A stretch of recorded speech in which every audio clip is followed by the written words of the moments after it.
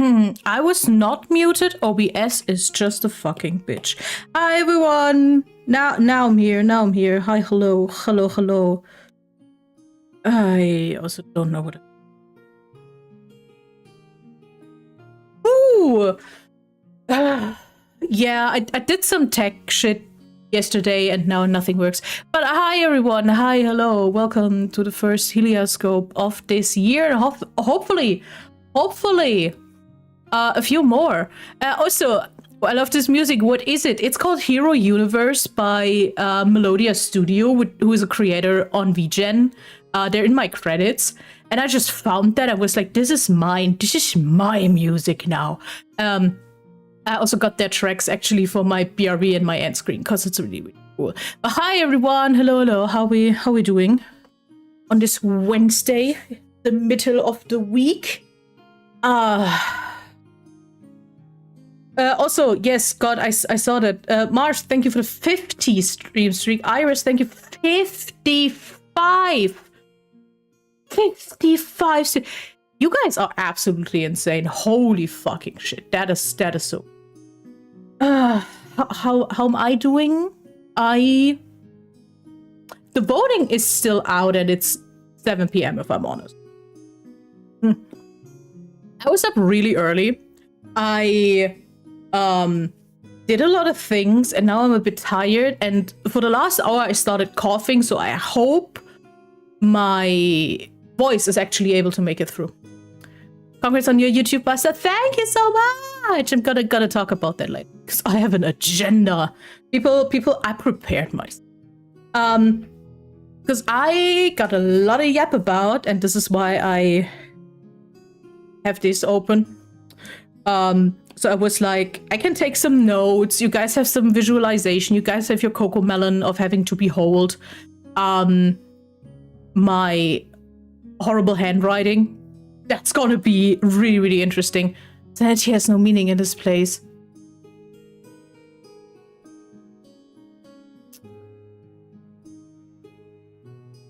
What wedge mechanisms is that? Or what your cocoa melon, your little eye catcher. Your background noise, so you don't drift off and actually look at shit. This is why I'm.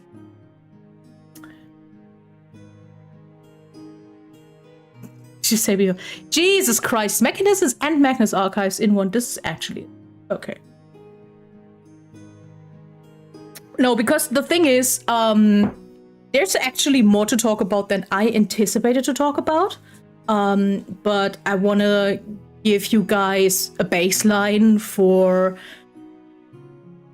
the smallest part of this whole yapping will be what happened in the last 2 months, basically, because some things happened, but it wasn't that much. Like quality over quantity, really. But I really want to get on par with what will happen in the next month, especially now coming up to my 2.0. So, you know, giving you some info, giving you basically like a roadmap for what's coming. I hope my voice will survive this for 3 hours. It's a lot to get through. It's a lot to get through. Ooh. But honestly, I'm so okay. That in all honesty, I have to quote my fellow VTuber and friend Sigwoo, who had his small return to Twitch recently. And I watched the VOD, and he said really, really early on, something in the means of, I was so focused on preparing for the worst that I didn't prepare for the best. And that is literally what happens to me now. I never prepare for good shit to happen, and now I'm really, really overwhelmed with good shit happening. So this is why we have a long road plan. At least after the CSGO, we will be done with what?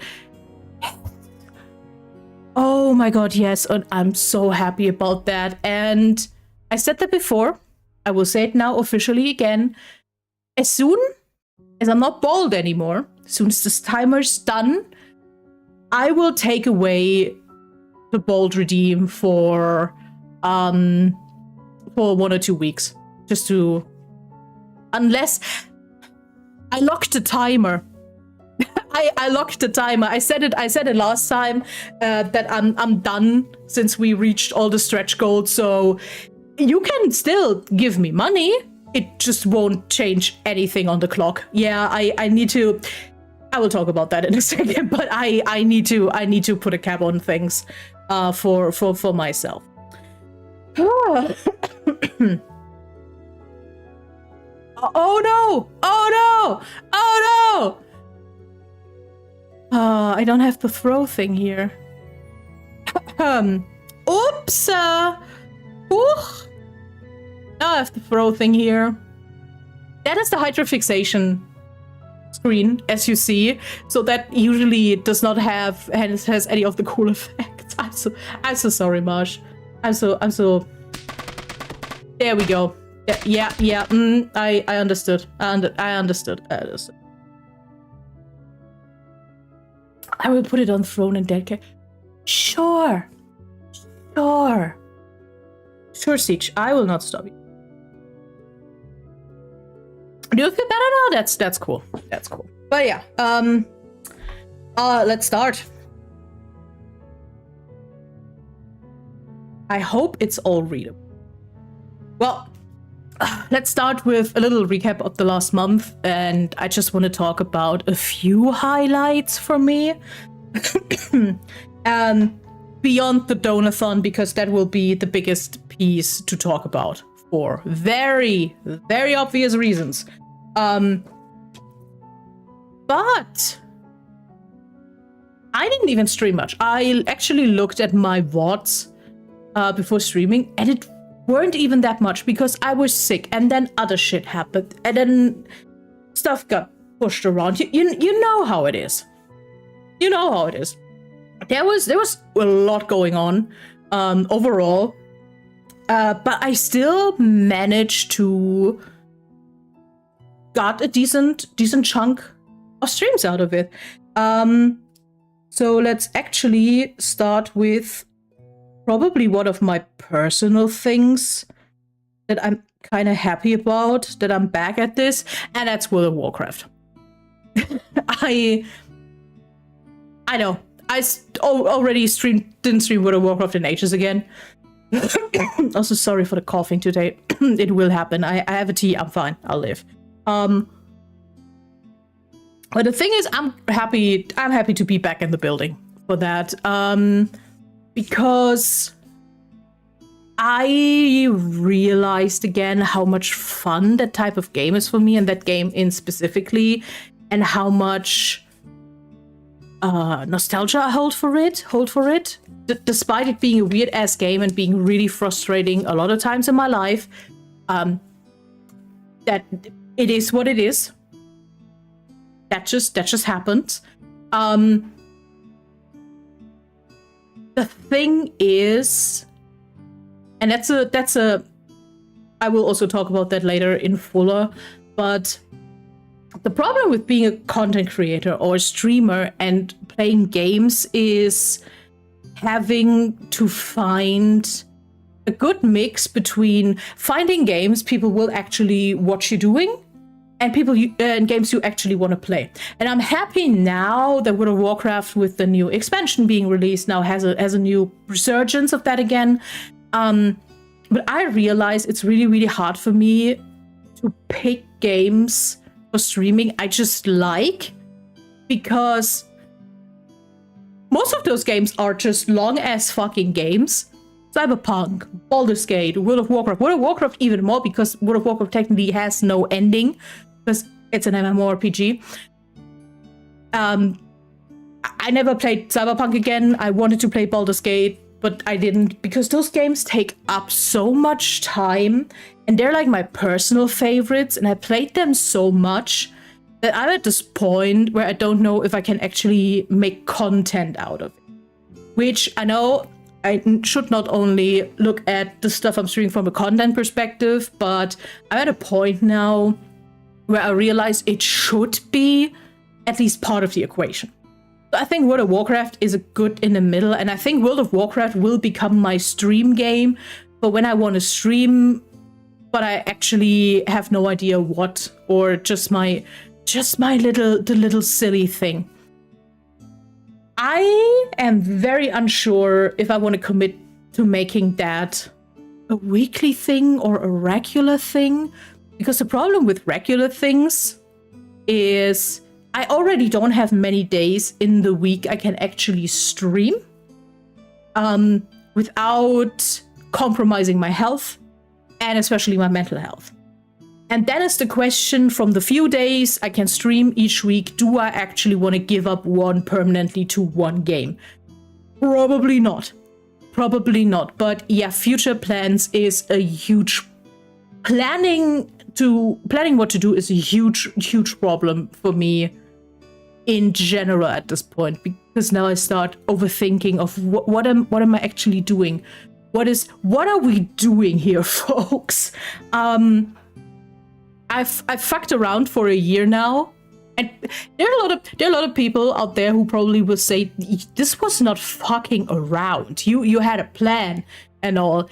No, that was fucking around for me. My chaos level for fucking around is just really low. Way too planned and organized of a person to just actually do what I fucking want without thinking about it for it.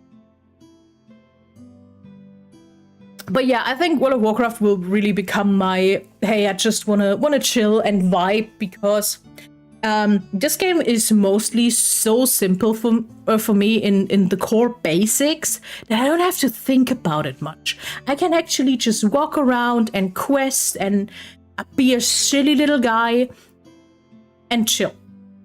So yeah, I'm really happy that I actually came back, and I probably tomorrow or Sunday I will actually take like a day for myself or half a day for myself and just fucking game World of Warcraft, and you can't stop me and you will not see it. Because that's also the thing, but I think that's a streamer sickness, right? It's complete streamer sickness that you barely game out of streams anymore because you do not have the time for it. And the other thing is, a lot of games, especially like popular and newer games, it's a lot of, oh yeah, but I should keep that for stream, which is so exhausting. Man, the streamer, content creator life, hard. Honestly, you have to think about way too much things. Yeah. Other thing that happened, of course, because it always happens, are... I can write. Hydrofixation.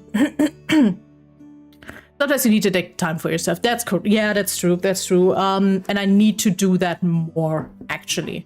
But I will talk about that later, as in how we will continue this silly little thing. Yeah, hyperfixation is the next thing, and I'm still absolutely surprised how far I got with this. What I mean by that is, this was a silly little idea, which this is how the best things happen. It's a silly little idea, you just commit to it and bam.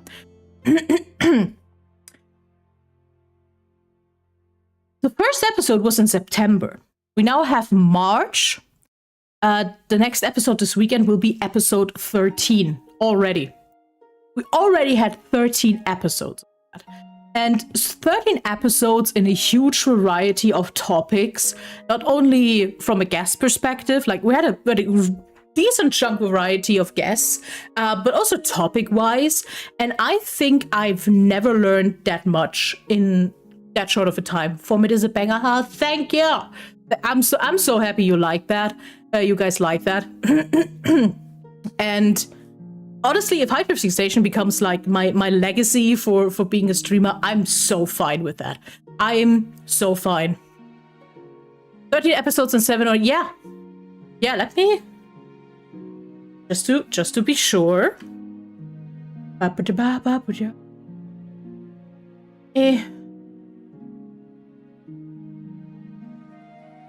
Any things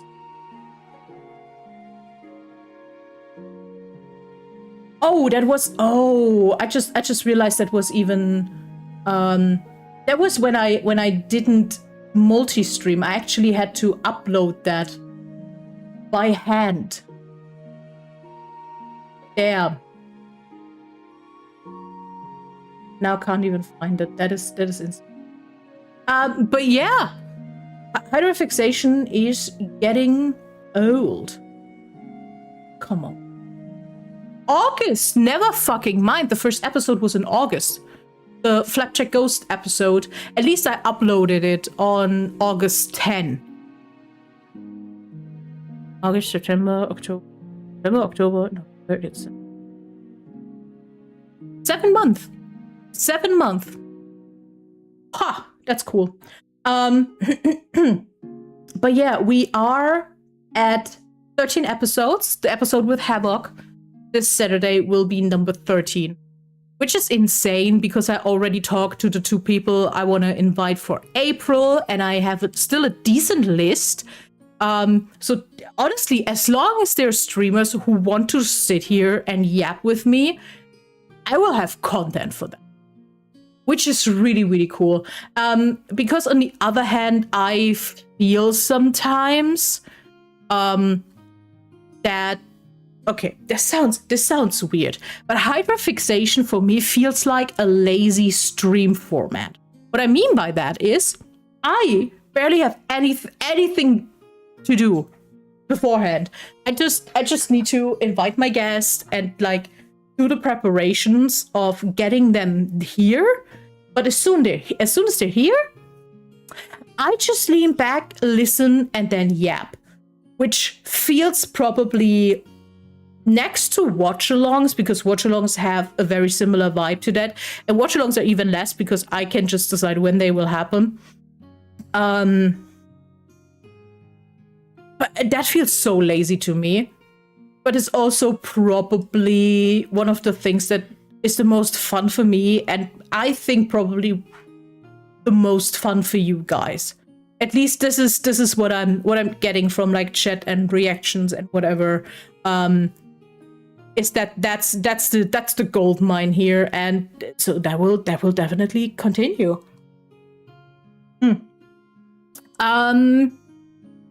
You also get to know new people. That's an important point. I mean, a large chunk of the people I invite here are also people I already know or who are my friends. So that's one cool thing. I can introduce you to those people. But sometimes it's also people who I know but barely interact, or now in the future, even people who I don't really know. And so I get to know them with you, which is always a big perk. Honestly, I think this is the best about collabs, is the getting to know people, and I can teach you. I can like show you people, and maybe a few of their people actually come over to friends. Ew, evil nepotism. Hey, I am honestly in the small creator world, nepotism and networking is the best thing we can all do. Because the thing is, people need to get to know you something. And that's very easier if you either interact with or collab with bigger people, because then you get yourself introduced to a bigger audience automatically. But the best thing you can do is actually collab with people who are roughly in your viewer section number-wise. Because there's a high chance those people have no idea who you are. They also watch smaller streamers. There are enough people out there who only watch big streamers, and they're just completely fine. But there are a lot of people and viewers out there who probably prefer smaller streamers, and then it's just like that. Someday I'll be big and strong and become guest in Hydro. Yeah, you should. You absolutely should. I don't know why you're not on my list. I don't know why there's no application in my little form from you. Because this is it is so funny that every person I invited until now, when we sit in Discord beforehand immediately goes, oh my god, I'm so nervous. Like I'm so nervous. What if I fuck it up, etc., etc. You literally talk for 20 minutes about something you're passionate about either way, like baseline, something you have knowledge about, and the worst that could happen is I or Chet will ask you a question and you don't know the answer, and then you can just say, I don't know, or give me a minute, I'll just look it up. It's not like an interrogation moment. It's just like, hey, explain me what you love about it, and then let's yap about it. But honestly, the fact that a lot of people actually want to be here implies to me I'm doing my job right. I'm doing my job right, like as a host, to make people comfortable enough to do that. And if people don't fucking lie to my face, most of them actually afterwards are actually like, this was so cool, this was fun. And I'm like, this is the most important things. Let me work hard for it. The hard work you have to do for it is apply. That's it. And then, you know, whatever you want to show, or if you want to make a presentation, that's the hardest work. That is the hardest work you get to do. I couldn't care less if my guests, what the follower count of my guests is, or I don't know how much streaming experience they have. If they're able to talk into a microphone, and hopefully have a presentation ready, we're fine. We're fine. That's all I need. That's all I want here. Oops. Just do it. Just do it. The other thing is, since I actually have a backlog of guests, it will take time. So everyone who is now applying, it will actually take quite some time for you guys to be to actually come into my show. That being said, on Saturday we will talk about zombie apocalypse and zombie media with Havoc Below. And next month we will talk about medieval fantasy, and especially how medieval fantasy is done wrong in the context of the medieval part, and Monster High. Those are our topics for next month: medieval fantasy and Monster High. Because if we do anything in hydrofixation, it's just rambling together topics in a month that don't make sense together. But that's the fun part. Yes, I'm really excited for that one.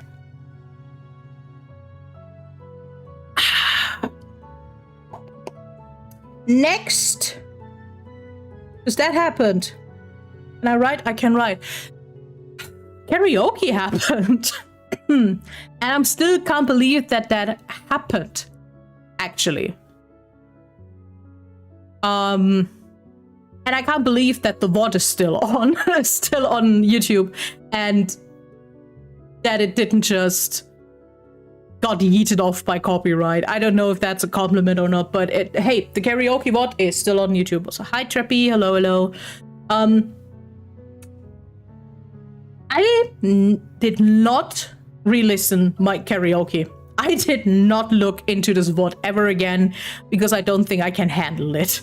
Personally, I don't think I can handle listening to my own voice like that. That being said, it wasn't as bad as I thought. Not only were there a lot of people, which why the fuck would you do that? Probably not the best to monetize them. I can't monetize videos yet either way, so we're fine about that. But I will talk about YouTube later. Yeah, karaoke will not become a staple in this household because and my health and my voice are not made for this.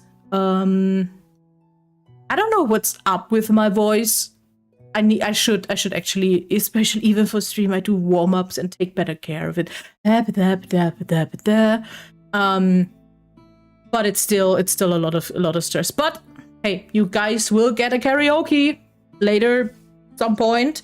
Because you earned that by the Donathon. Now the other thing.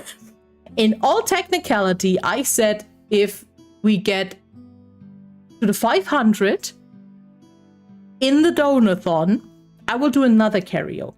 We now have 2.5 hours left on the timer, and we're 17 followers left.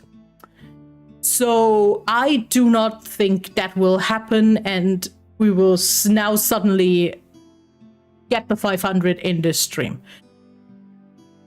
That means, by all technicality, you will not get a karaoke for 500 on Twitch.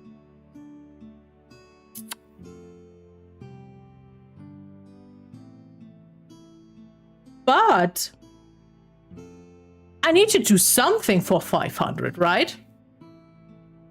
So it would be bullshit to waste that. I'm undecided about that. I'm undecided about that, of making this like a, oh yeah, you will get another karaoke at 500, like whenever it happens. On the other hand, you'll get another karaoke either way. Unsure how to handle that. Because there will be other ways for me to celebrate 500 followers. That being said, how about every one of you tell a friend who's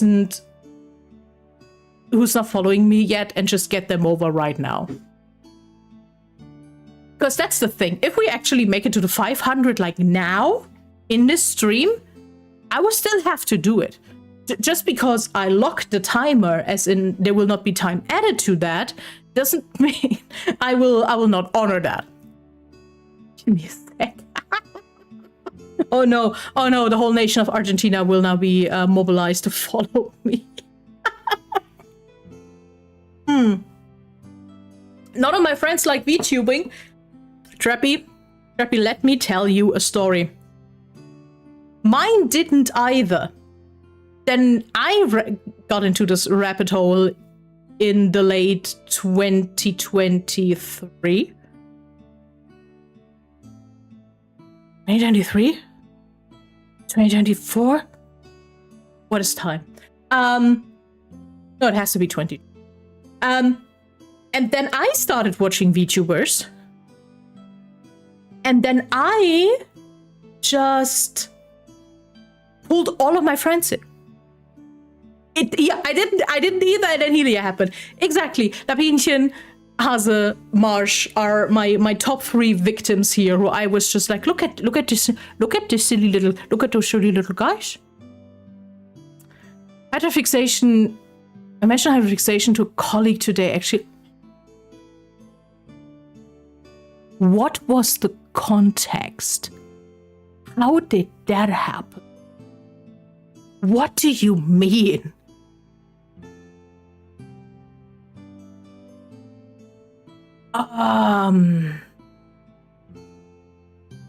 Canon event. That is a canon event. If you're friends with me, I will start yeeting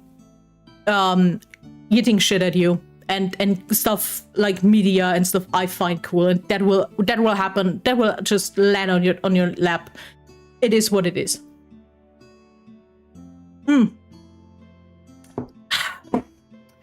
But yeah, this is also, I just realized, okay, let's talk numbers quickly in that context. The thing is, the discoverability on Twitch is absolute shit. Because it's very, very hard for someone to just stumble into a stream.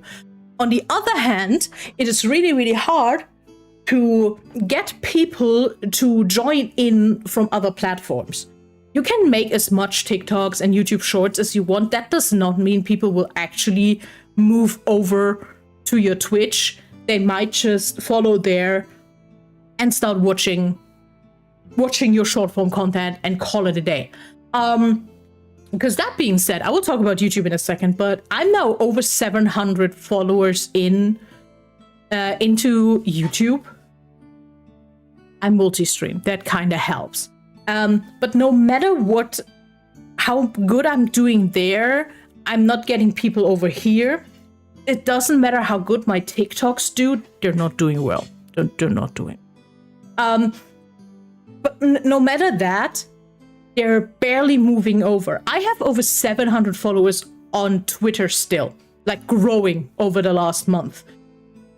Do you think any one of them walks over here? Which I get. There are also a lot of people I watch on TikTok, and I never have looked at any other of their content. We got to the topic of hyperfixations, and I stumbled and stuttered, and then explained it's because of hyperfixation. Oh, interesting. Oh god. Sure, let your colleagues watch this. That is wouldn't be that bad actually. Most of your colleagues are okay. At least a few I'm aware of.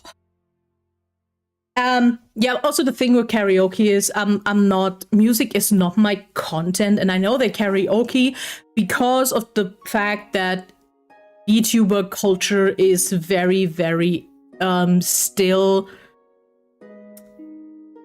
bound to Japanese idol culture, that singing and music and karaoke feels like a thing every VTuber and their grandma does, because it makes sense despite them not being a karaoke or like a music or a music VTuber or a singer or whatever. So beyond the one I will do because of the Donothon, I don't think this will be a future regular thing. Because it takes a lot of prep time for me, and it's not something I'm 100% comfortable with. Saying this now, if that changes at some point, it will change, but right now, I'm not feeling that this is something I want to establish as a regular thing. Yeah.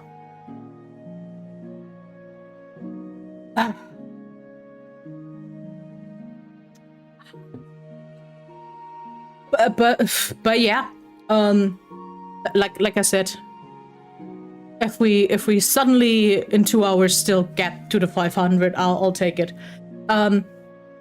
It's, by the way, the other thing. I will whine about numbers for a fucking second. I will fucking be happy if I ever reach the 1K on Twitch, because now if someone unfollows or it's like an account that doesn't exist anymore, I realize the number goes down. Like, I can see that there's one less person number wise. If I'm just, I don't know, I'm on my channel just to look something up, or I don't know, to check something, and then I just see, oh, number smaller, what the fuck. I'm happy when I'm over the 1K and I don't see like every fucking number anymore. That will be really, really cool. But that's still far away. The 1K is still far away, but that will be the next big goal after the 500. Well, it's logical. It makes sense. And I think the biggest thing that happened in the last month are the epic reactions. I say that because the fact that I did those reactions with Mira not only gave me a lot of like followers here on Twitch while I was streaming, because we were collabing and a decent chunk of Frostlings just came over, but also because those two videos on YouTube are my most watched. I looked it up earlier. We are at 3.7K and 3.2K over there. And those are the videos who actually made it possible for me to have the watch hours and the follower number to get the YouTube monetization. Like this is just a plain fact. This is nothing you can mince around. Those were the videos that made that possible. But you're also very cool in general. That is correct.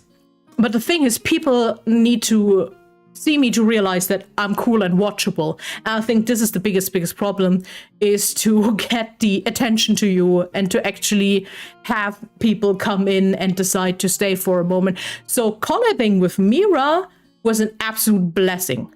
I mean, it is either way, because Mira is an absolute sweetheart, and I love her. She's so nice. She's so funny. She's so cool.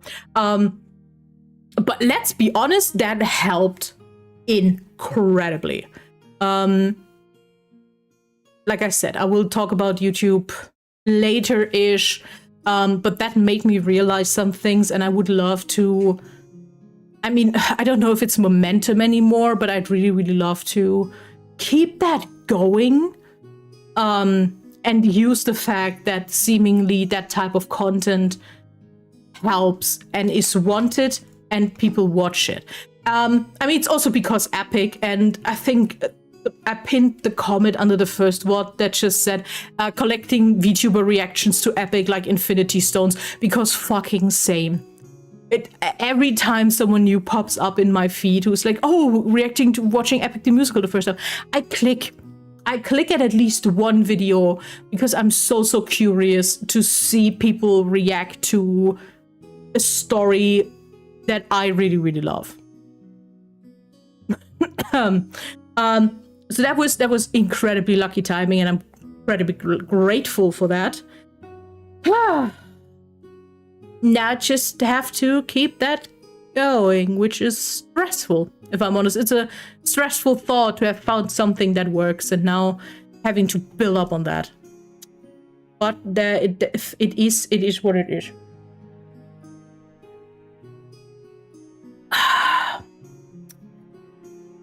It's also funny that I just saw on my phone something like notifications to posts from people popping up with, hey, follow, and I'm like, not looking at this, but I appreciate it. I appreciate it. So let's talk about the big chunk, shall we? Because what the fuck? I am still half in denial. Why did you pull a muscle? When did you No, don't. You're not allowed. You're not allowed to do that. Fucking no. Yeah, I'm still in denial that happened. which is weird. Get out of denial, you get it. I'm drowning here. I'm drowning. But yeah, that also deals with I was not prepared for the best outcome. Because, and I say that very openly, I started to write those goals.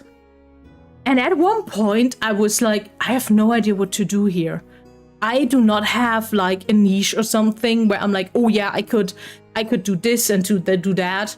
And that's how we got goals like Elden Ring and Minecraft and Mario Kaizo and League of Legends, because I was sitting there like, okay, hey, realistically, I will get what, like 300, 400 bucks. That will be 2 streams and we call it a day. It's going for a month now. Not that I streamed that regularly for the whole month, but we're talking a month now. Which, what the fuck happened? I'm really, really grateful, because I think getting that 2.0 model will incredibly increase not only quality, but also my fun of VTubing. Because as much as I love this little guy, I think having a chibi model restricts me in some content or some videos I could make. Because it's not a full body, it's just half a body, which immediately makes it horrible to record any other video, like for TikTok, framing wise, because the ears are fucking long to the side, and then there's a big chunk of like nothing on the top and on the bottom, and that's fucking annoying. So I'm really, really happy to have a full body suit that will also just get rid of the tables and all that stuff. It will make it so much easier for me to work with. I truly believe that when you get the 2.0, you also come big. I think that too. Not only because, you know, full body and it's like easier to engage just because, but also because it looks more mature. And especially since, you know, with the monster look, it will be very unique. I'm kind of happy about that. Full body will be huge upgrade in power level. Oh, it will be. Oh, it will be.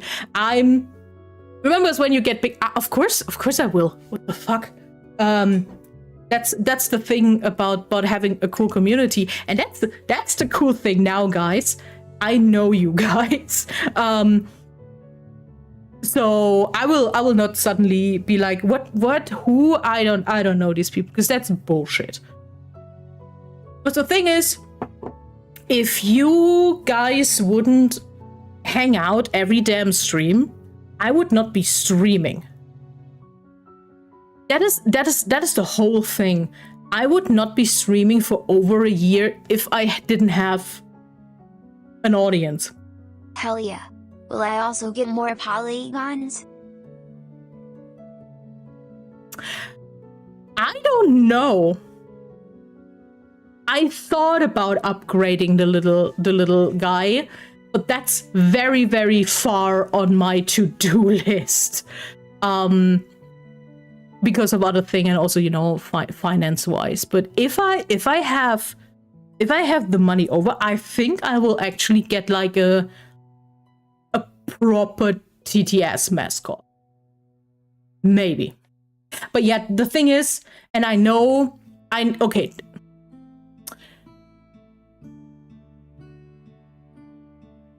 Bit of a two-bladed sword sounds so wrong to me.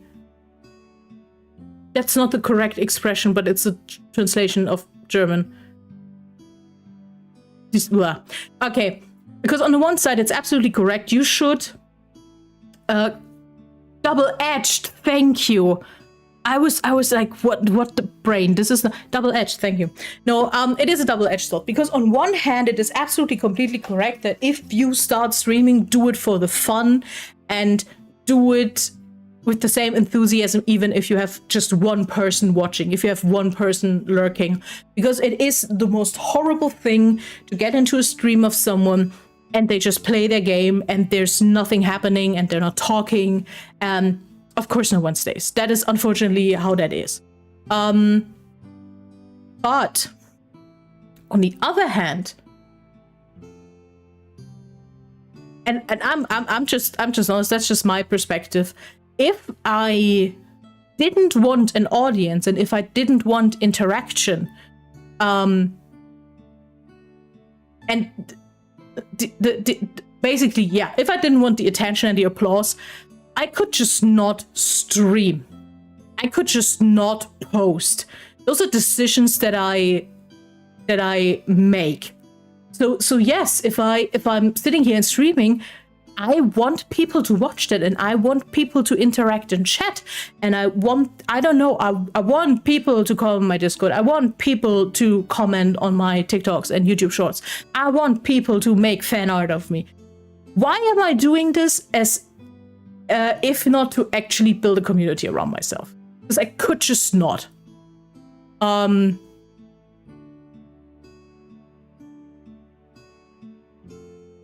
Yeah, I don't know. That sounds weird, because I know a lot of streamers who are always like, "Oh no, I'm just doing it for the fun." Really? Is this what? If you want to create, okay, people should create for the fun of creation. You should create things for yourself. That is important, and I also need to get better at this. But if you decide to put it out in the world, you do it for people to see it. Even if that's very, very terrifying, because, you know, being perceived, especially in this time of age where everyone can theoretically perceive everything. And also, especially if you're a younger person and you're used to social media. Like, I didn't grow up with social media. Social media came when I was older. Especially when I'm actively using it. Engage with a few of creators. Yes. Exactly that. Yeah, put that on the pinboard, because that is correct. I mean, that's the other thing. Humans are social creatures, period. We are social creatures and we want interaction and we need community. And unfortunately, having a IRL community is fucking hard and almost impossible in this capitalist nightmare that we live in. So an online community is absolute an option. And I'd rather admit that this is what I want to build instead of pretending that I'm completely okay with talking to a wall when streaming. Because it is just more fun when you can yap with people and when you can share shit with people. And honestly, the Donothon kind of proved that I did something right, and that people want to engage with me. So we keep doing that. We'll keep doing that. I have a list with the talking points, and do you think I got to anything yet? This is so ridiculous. Okay, but what I want to talk about is the what now, especially since this will be the last stream of this Donothon. But yeah, that is the big question, is the what now, especially considering all the rewards, or all the goals that were reached, and with that now all the streams that will happen. Because I'm fucking honest, this was also exhausting, and this is why I said I will put a cap on this now, even if I said it's an uncapped Donathon, because I need a fucking break. I need a fucking break from this timer in my corner that just lingers there and tells me you still have to do that. Which sounds negative, and it isn't meant that way, but the pressure is a bit Yeah, Haza said you get pinned. Congrats. So yeah, let's walk through the list of things you have unlocked. And then will tell you how I will handle that. How to handle that, or I will take your ideas if I'm honest. But first things first. This is the ugliest tour I've ever did. I can do better. So 2.0 will happen in July. If nothing goes wrong, early-ish July is when my 2.0 will happen. I will not set a date yet, just because my artist has barely started on the model. So I just want to be careful with setting a date, and then maybe something happens. It just has to be my artist gets sick for a while, and then shit gets, you know how it is. So I'll be careful, but July is what we're working with. July will not only get you my 2.0 model. I will make we'll make a debut stream, but that debut stream will come with 2 people, and the first thing is the lore video. The lore video was something where I was like, oh yeah, we can probably have that like early 2026. That didn't happen because I said I will not stress people who do all this work for free. I'm saying, okay, the people who are longer here know that, but late last year, no, October last year, September last year, I was like, hey, I would like to do a lore video, but the problem is that I'm absolutely fucking broke and I have no capacity to pay all the artists.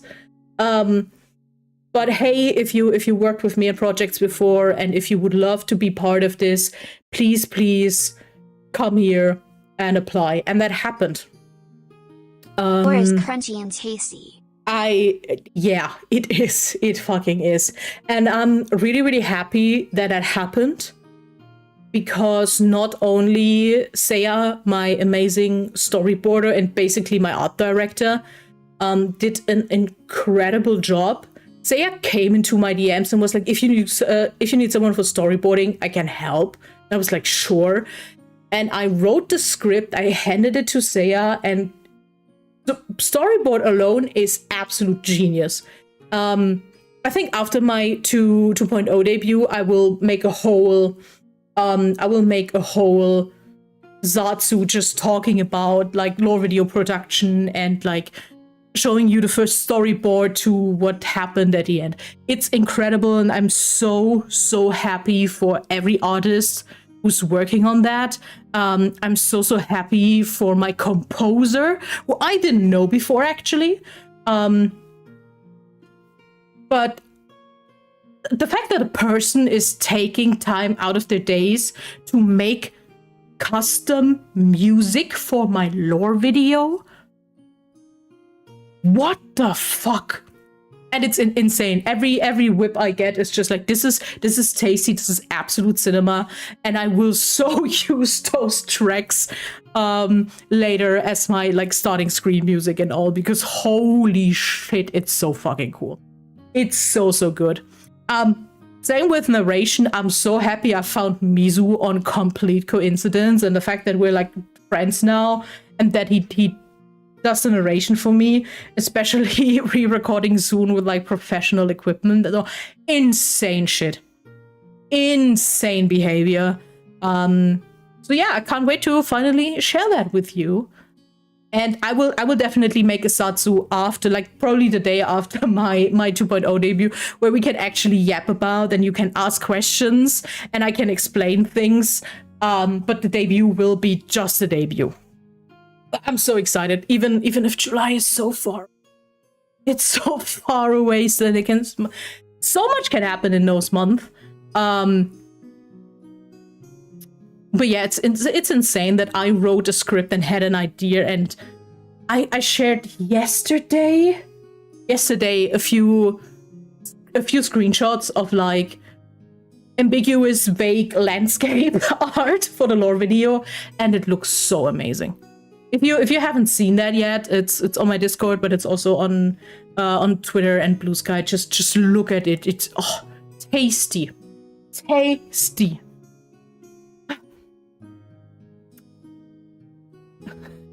But what will also exist is merch. Because I think the 2.0 is the perfect opportunity to have a merch drop. That being said, merch will also be it will be a small merch drop, and I'm still in the talks with people on how to do that and what to do product wise actually. But what I have settled on now is, for one, there will be a standee. There will be a standee of me and the little guy. And I also already have an artist who I asked for that, but they're on a trip right now. So we didn't know it. Hello, Suna. Hello. Hope work is nice to you. But yeah, there will be a standee of me. You can put me into your shelf if you want. The other thing is, I would love to have a pin and keychains. Probably with my logo, but we see how that goes. I want my logo on something, on a tote bag, on a shirt, on a mug. I don't know. I want my cool logo. How about a job out? Yeah, take yourself out, please. Holy shit. But yeah, that's the idea, to start with like a small merch drop with a standee and then like some practical items to start it off.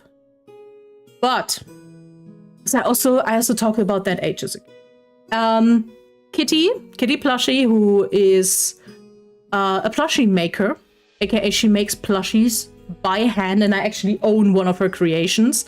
I asked her ages ago if she'd make a plushie of a little Helian. And that will still happen, but that will be my private shit. And she offered to also make a Nui of me. If you don't know what that is, a Nui is a very specific style of little plushie, which is very, very common to have like VTuber plushies in this little Nui style. So at some point this year, I will be the owner of a second Helian plushie, because I already know one, because Marsh made me one for Christmas, which is insane. And a Helian Nui. The thing is, those Nui and the mascot plushies will be rather expensive because they're handmade and they're shipped from the Philippines, if I don't talk shit right now. And I said I do not want open like regular small merch and that in one go, because that will be too expensive for you guys, and I don't want you guys to make a decision on which one you want, if you want both. But also I will not make money out of that. But what I talked about with Kitty is later in the year, probably like autumn-ish, to actually that Kitty opens up pre-orders for Helian plushie and Helian Nui. And then if you want, you can order that with Kitty and have your own little Nui, perfectly sized for shaking and throwing. Correct. Exactly that. You can also just put me in a bag and then just take me everywhere, and then you can make silly little photos with me when you're eating somewhere. I want the full experience, which will be really, really funny. That will be absolutely insane. I don't think I'll be able to deal with people having a little plushie me and actually taking plushie me to places. Yes, I'm stretching, I'm drinking. Oh, fine. I will throw you off. Please no, the Nuis. Okay, you have to buy 2 Nuis and then you can throw one of the mountain, and I want a video of that. Oh, that would be genuinely really, really funny.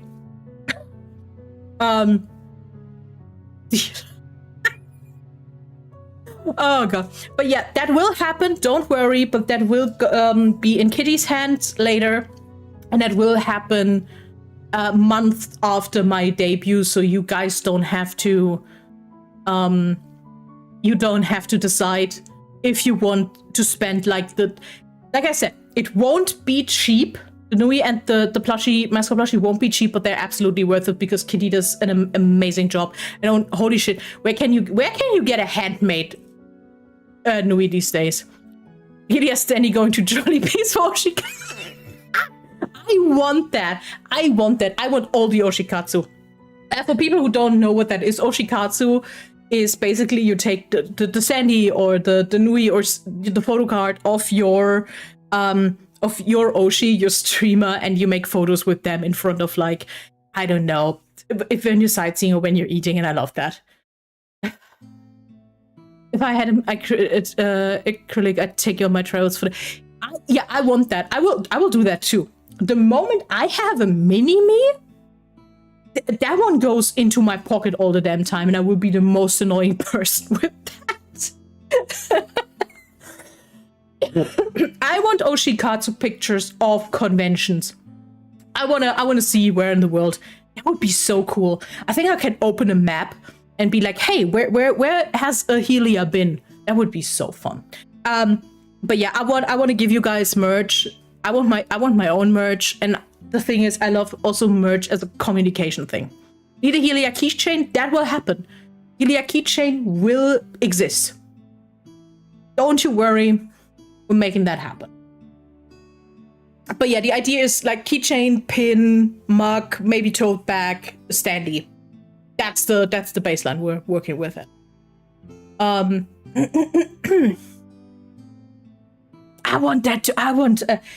would be so weird because my personal keys are also littered with keychains, and they're also my Oshis. I could put myself on my. That's so weird to think about it. That is so weird to think about it. Okay, let's continue. Let's actually go down the list of goals. You reached. First is the spicy ramen stream. I am very undecided on what to do. I know that was an option for you guys to give input on in the form for the 2.0 of like what I could do, what you could do. The thing is, it makes complete sense for it to, I don't know, play a roguelike or a rage game or whatever, and every time I die, I will eat something. That is completely correct, and I'm still bound to do something fun with it instead of just sitting here and eating and dying. I have not decided yet in what kind of way I want to do that. As in, what game do I want to play? Because yes, I want something that is difficult enough for me. I don't want something where I will die every 5 seconds, because the more welcome to I have autism and have to actually take that in account, because the more hot and spicy I eat, the more sensory input, the more I'm stressed out. The more I'm stressed out, the worse it gets.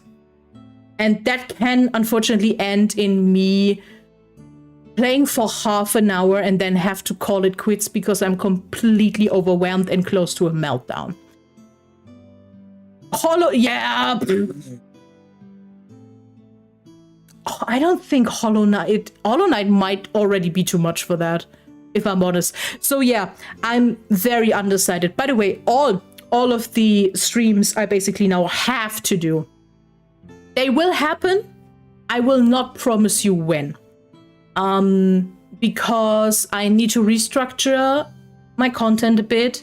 I don't want to overwork myself, especially if soon more IRL responsibilities come my way, and I do not want to fuck me over with that. I will promise every one of those streams will happen. I will not promise you when. But yeah, overall, I'm still contemplating how I will do that, how I want to do that, how to do that in a way and in a manner that will not fuck me over mentally because of the tism. It is much, much harder if you're also a person who actually tries to take care of yourself. That makes shit so much harder. But hey, we'll do it. We'll do it. Time is a liar. Yeah, that too. That's the other thing. It's not only sensory shit, it's also I don't want to fuck over my stomach. That's not worth it. I will suffer. I will need to find a way to balance that. So I'm still a bit on the fence on how to do that, but I will do that. No worries. That will definitely happen. Next is the...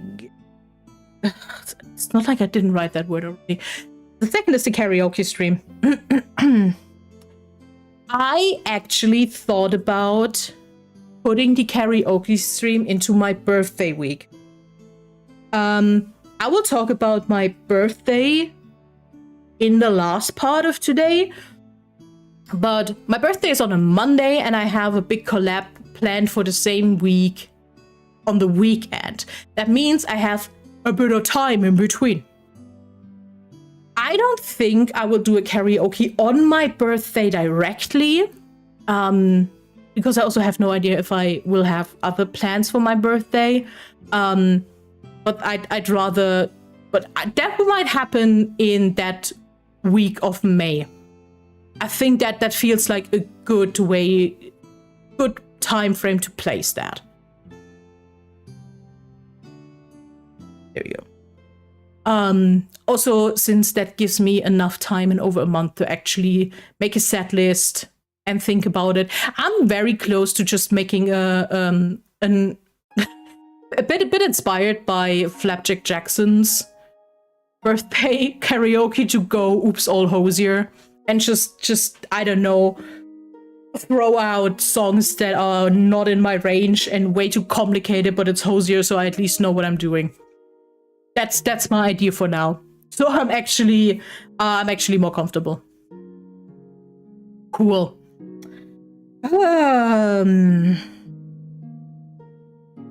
Next one on the list is the Mario Kaizo. Oops, all Alex Warren. I know 2 songs of Alex Warren. This one would be the absolute shortest karaoke alive. But hey, there's always the future. They always can. The problem is not the lower key. The problem is a lot of times the range some songs have that I do not have anymore. I'm just incredibly rusty singing wise. I lost my abilities to sing. It's ridiculous. Yeah, Mario Kaizo. I already asked Russo, Demon King Russo. If you don't know who that is, go to the Hydrofixation episode where he explained Mario Kaizo to us. He's already on board with helping me, but that will be something we actually have to plan and talk about, especially since I have no idea how to do shit and how to set up stuff. And we need to find preferably a stream time and day where he can actually sit here with me and coach me directly. That's the plan. That's what I wanted to do, because otherwise I will probably quit after half an hour tops and not go through with it, which is not, because I know that will probably be the most frustrating of all the Donothon reward streams. Because holy fucking shit, it's a lot. But yeah, I also said I'm not planning anything for a while now because I need to calm down. I need to breathe. I need to chill for a fucking second. Mario training out was yesterday. We're going to play. Honestly, that's what I need, because my personal goal for that stream is actually get through an easy level, because I have no idea what I'm doing. That would be my goal for a Mario Kaizo stream. We'll see how that goes, but I think that will be good for me, because that's the other thing. Like I said, I put shit on the Donothon list where I was very, very sure it will never happen, so I never had to do it. And now I'm faced with the consequences of my own naivete. Meaning I have to deal with things that will frustrate me and that are not the biggest fun for me. That being said, what I actually do not want to do is sit here, stream those half-assed just to do it, because where's the reward in that for you guys? And where's that feels like cheap and disrespectful to you guys who actually reached all those goals. To go in there like, yeah, I'm just doing it to have a check mark. Hi, hello, welcome in. So yeah, but I will get Russo in my corner, and then we will do that. Next up on that list is Elden Ring. Since I said I will play 20 hours of Elden Ring, it will be an Elden Ring week. Because if I have too many days in between Elden Ring streams, or make like one a week, I will immediately forget how this damn game is to be played. and then I will just get even more frustrated. So my plan is to do an Elden Ring week, maybe 2 weeks, depending on, you know, how my health is doing and so on. But Elden Ring will be a block of games. I will have some coaching beforehand, privately, to have things explained to me, and especially have things so I know how I'm leveling and what I'm doing, and I'm not completely in the dark when I'm playing. This is important to me, because otherwise 10 of those 20 hours will be me just looking at menus and skill trees and whatever and leveling and having no idea what to do. But I have an idea how I want to play, so I will ask people who are good at Elden Ring and who are knowledgeable to actually give me tips and like a roadmap on how and what I should do and what I should focus on. So there will actually go a bit of preparation in this. Also, our dear Kay in chat will actually make a special thumbnail art for that. So we got some fancy vibes going because I'm not doing that half-assed. So we will actually have cool Elden Ring art for Elden Ring. It won't be pro gaming.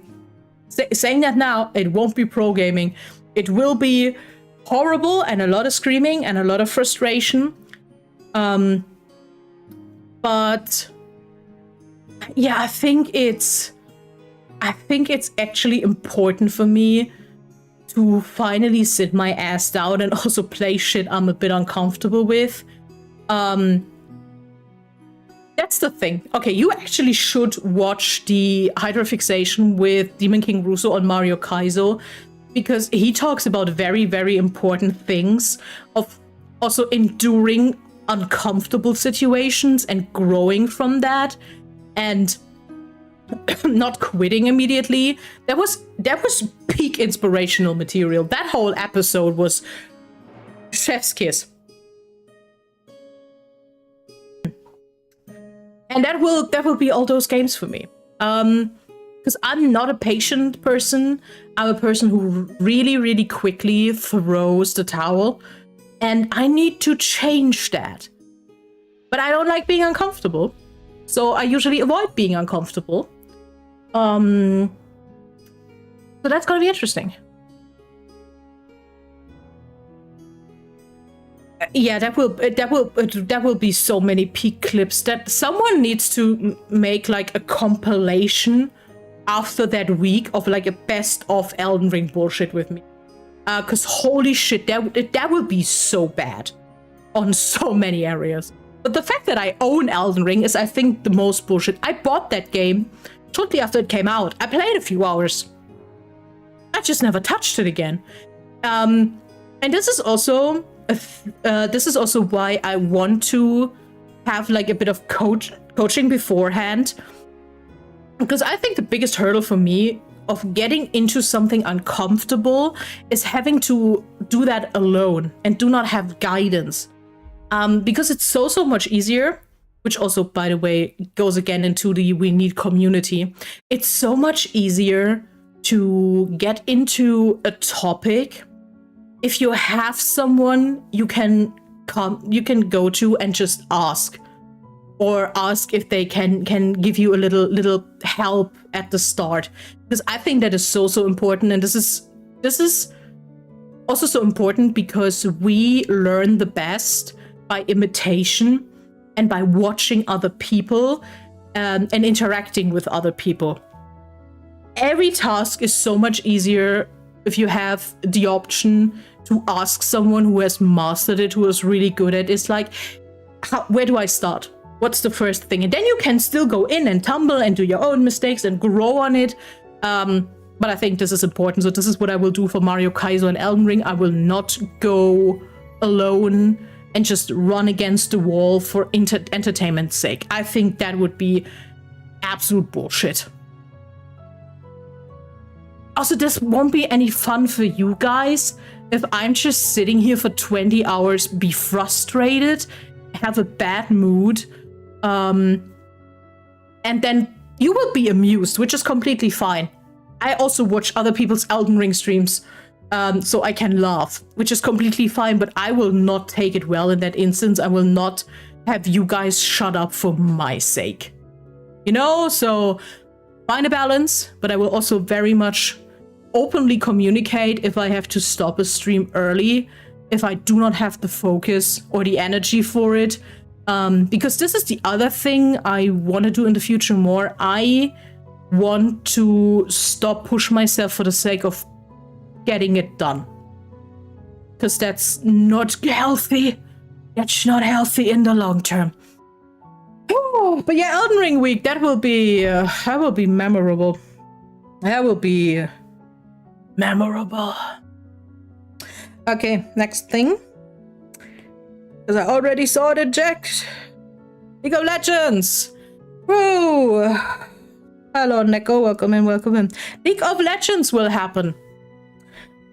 I will not play League of Legends alone. I grab myself for really, really cool people who have volunteered to play League of Legends with me, which is really funny. I said that in a co-working before. It's fun that all of those people already collabed with me, but they did not collab with each other. And I hope that there will maybe even be some cool new relationships or bonds afterwards because of that. But we also do not have any wider planning yet, because I said I want to talk about that after my Donothon, not before. And then we will see how to actually find a way. But as it stands now, I will be playing. There will be a League of Legends collab with, well, me, obviously, Mira Mirage, Lupina Bella, Bobby Gator, and Flapjack Jackson, which is a wild combination of people, but I think that will be really funny and really, really cool. Even if we're talking 3 time zones, and I even have to check if I have a North America League account, or if I have to make a new one for that. I'm interested to see Lupina meet Mira. Same. But the little seal puppy and the snow leopard are over time to meet. I'm so curious about those interactions. But I think it will be a lot of fun, even if we will incredibly fail. That will be really fun. Yeah, I know that Bella is a League of Legends player, even if she says she's not good at it, but I know that for a fact. And Mira too. Bobby hasn't played League since Marvel Rivals came out, because that kind of took the spot. And Flapjack is a complete baby, and I haven't also played in years, and I didn't play much. So this will be incredibly funny, because we have a huge differences in like knowledge and skill and experience. But at least we're cute. At least I just got myself four beautiful girlies, and we're going at it. Honestly, if I didn't have 4 really cool people with me to play, I that would be absolute misery. But for now, it's at least the company's really, really cool. Which is, by the way, which is also a very important thing. If you want to play a game, especially a co-op game, and you're scared, actually grab yourself someone. Really, especially for stream collab, just ask. That is, by the way, big thing. Network. There's Myoshi, the web page now. There are a million Discord servers. Ask anyone, and especially for friend slop games, or for something like League or Overwatch or Marvel Rivals or Apex or Valorant. You will find someone to play with, which helps, which really, really helps. If you know, I played a few years ago, mostly ADC, because that felt like the easiest shit to me. And I actually miss Ashe. I played a lot of Ashe, and I think I will do that again. But also that was 1 million champions ago. I don't know what's happening. I don't know what they changed. That will be fun. That will be really, really interesting.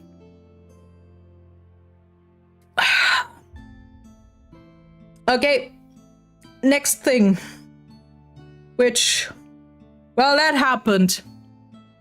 Cover song. I'm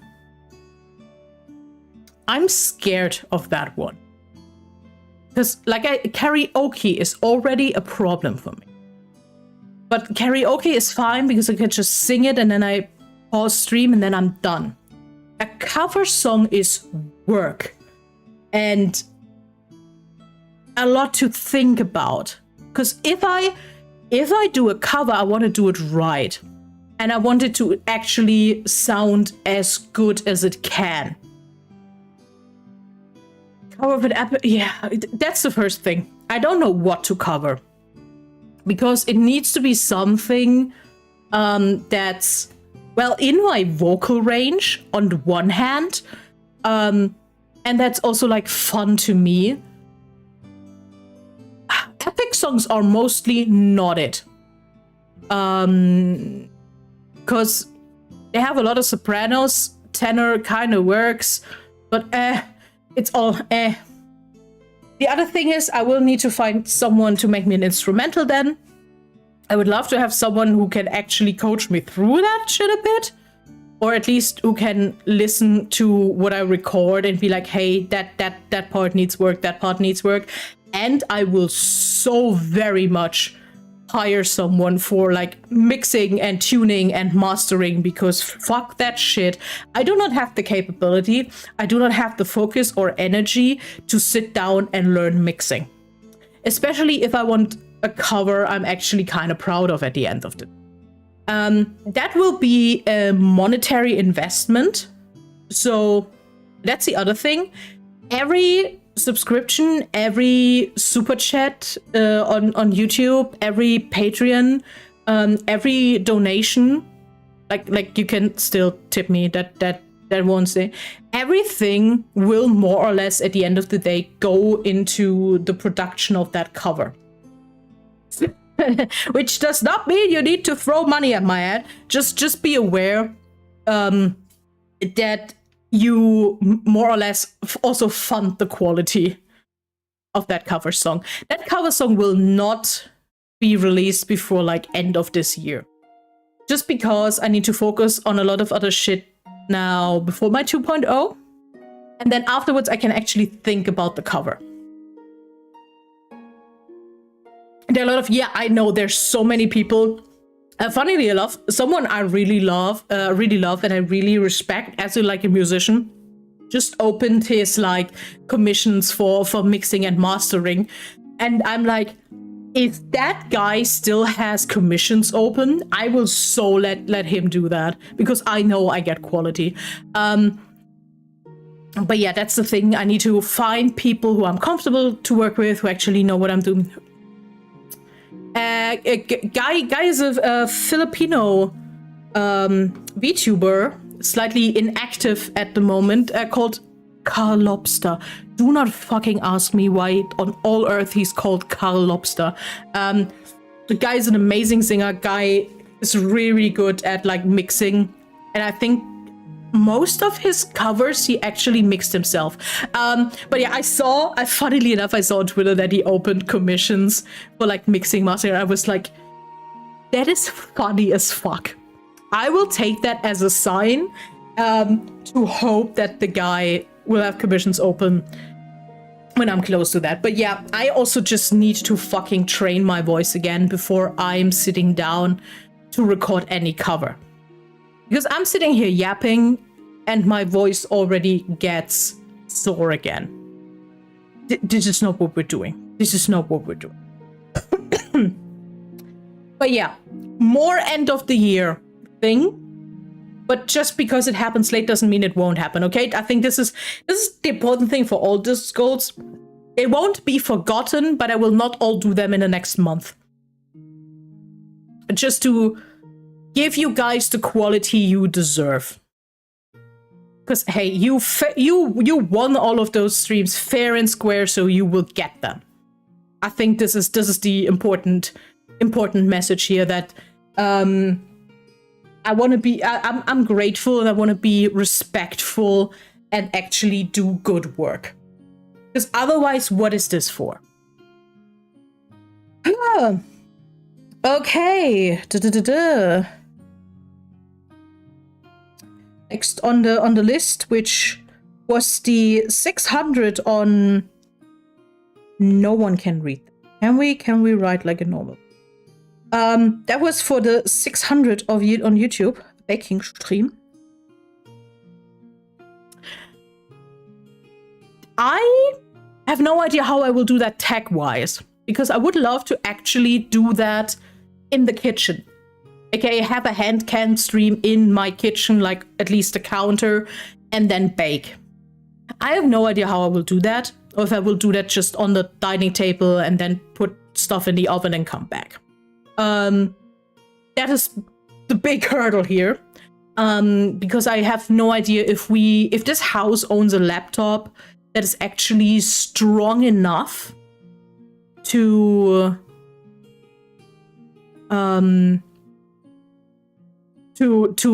be able to stream. If I had a laptop, wink wonk, there's one of my thrown for crowdfunding. That would be so easy. But I also want to do another cooking stream in the future as a collab, and I already talked with the person about that, so that will be a really good trial run. What I will bake will probably, I don't know, I will give you guys some options, you can vote on it, and then we will see. It won't be the most difficult stream for me, so I'm very chill about that. Tech will be the biggest problem on that day, but I can do that somehow. That will probably work. Okay, last for this page before we talk about a bigger thing is the doodle stream. Jesus fucking Christ. I love when my brain writes and then just mixes letters. The doodle stream. Because I set every... let me fucking lie.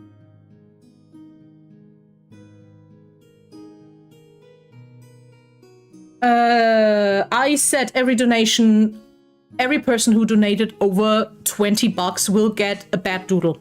And I will make an art stream out of that. That means, dear people who actually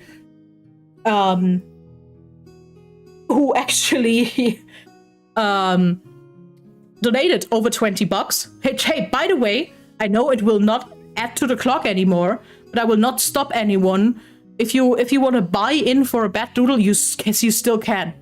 Exclamation mark dono still works. I will actually ask you beforehand what you want, so I'm prepared, and then I will make an art stream out of this, and you all will get bad doodles. And I'm genuinely not good at art. It will be very silly, it will be very bad, but a promise is a promise. I don't even... This is also one of the things that I put down and was like, why on earth would I do that? I never do art. I'm bad at art. Honestly, I'm also not even sure if I will do it digitally or if I will actually take like some paint and paint doodle. I have no idea yet. But that will happen, and that will happen in April. Because that's not hard to set up. That will be just a day I'm doing and we'll be good. But yeah, I mean, I have a list. I know who donated what, and I will ask you guys what you guys want. So be ready to get DMs for that. Yeah. Okay. Before go to the next one, I will take a small break. Rest my voice for a second and send you BRB before we're talking about Minecraft. Okay? Cool. Give me a few minutes.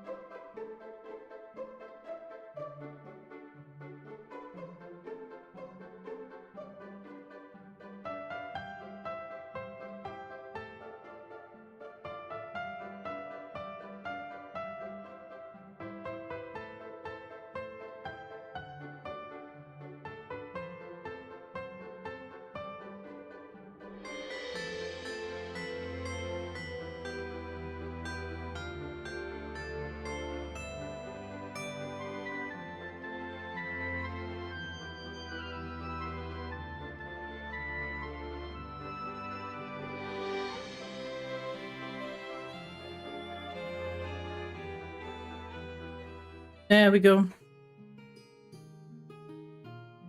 I'm back. Oh, script giveaway thing. That's actually a good thing to mention. Thing is, I want to get back into writing more, and I just dropped earlier. I earlier dropped a script I wrote ages ago, because I lost a bet last year in July, and I posted that because I was like, hey, I want to write more scripts, but I actually want people to use it, so it would be cool if anyone wants to grab them. So yeah, if that happens, that would be cool. But yeah, side thing, because I didn't write in absolute ages because I did not have the time for that. But between anything else, I did not have time to sit down and write for a fucking minute. And I would like to write more scripts again and to maybe actually open commissions with that. Yeah. Okay. Now to what I wanted to talk about. That is the Minecraft server. That is not an R. Let's there was a one of the goals was I will build the whole Serpent's Eye, the whole tavern in Minecraft. Marsh actually has a 3D model he uses for art that includes the tavern. And I saw that thing and I cried. Because that is a fucking huge tavern, actually. Which makes sense. Have you seen the karaoke thumbnail art? It's a huge tavern. So what I decided to do is that we will open a Minecraft community server. That being said,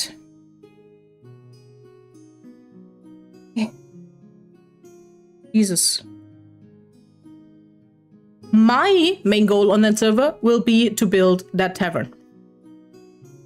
What I say by I build that tavern is I will build that tavern alone.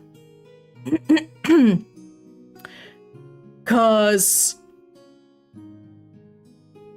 it makes no sense if you guys do that for me. But I decided to have a server because I'm shit at all the beginning stuff of Minecraft. I'm horrible at building a working base for me. I'm horrible at gathering material. So I would love to have actual help with that. It will definitely be a modded server. Not only for some life of quality stuff, but also for vibe things. I already talked with Hase about what kind of mods we want. Yippee, did I hear Minecraft? You heard indeed. Mostly for me, it's a visual aspect. But there will be magic. But there will not be tech, for example, because I wanted to have like a coherent aesthetic, in a way. Like, we are living in medieval fantasy. Let's keep it medieval fantasy, you know. So it will come. I will make a list of rules for you guys for that server. I will absolutely not hesitate to kick people off that community server if they can't get their shit together. Because playing Minecraft is stressful enough for me as it is. I do not have the spoons or the crayons to deal with that. Fantasy race, okay. I have no idea. I have no idea. I have no idea yet. Also, because I barely have any, but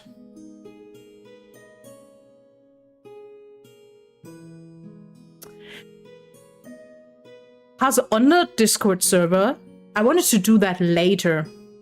But can you actually make a new category in the not just a new channel, but a new category for Minecraft, and just make a first general channel? So if you guys know cool like medieval fantasy whatever mods, or especially also shader and like furniture mods, stuff that so it looks cool, you can actually put them there and then we can review them and see if they work. But yeah, I want to keep it a fantasy theme, and what will probably happen is that I will decide on an area where I build the tavern, or want to build the tavern, and you guys will have the freedom to build around it if you want. If we, at the end, actually have like a little town or a little village, that would be the absolute coolest shit ever. I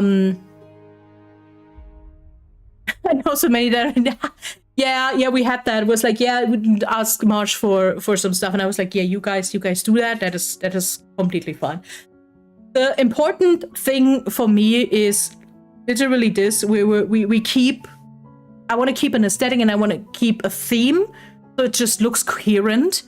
And I will not allow some things that I know are possible, and I know that a lot of people use to be like effective on their farm, but there's shit that kind of fucks me up.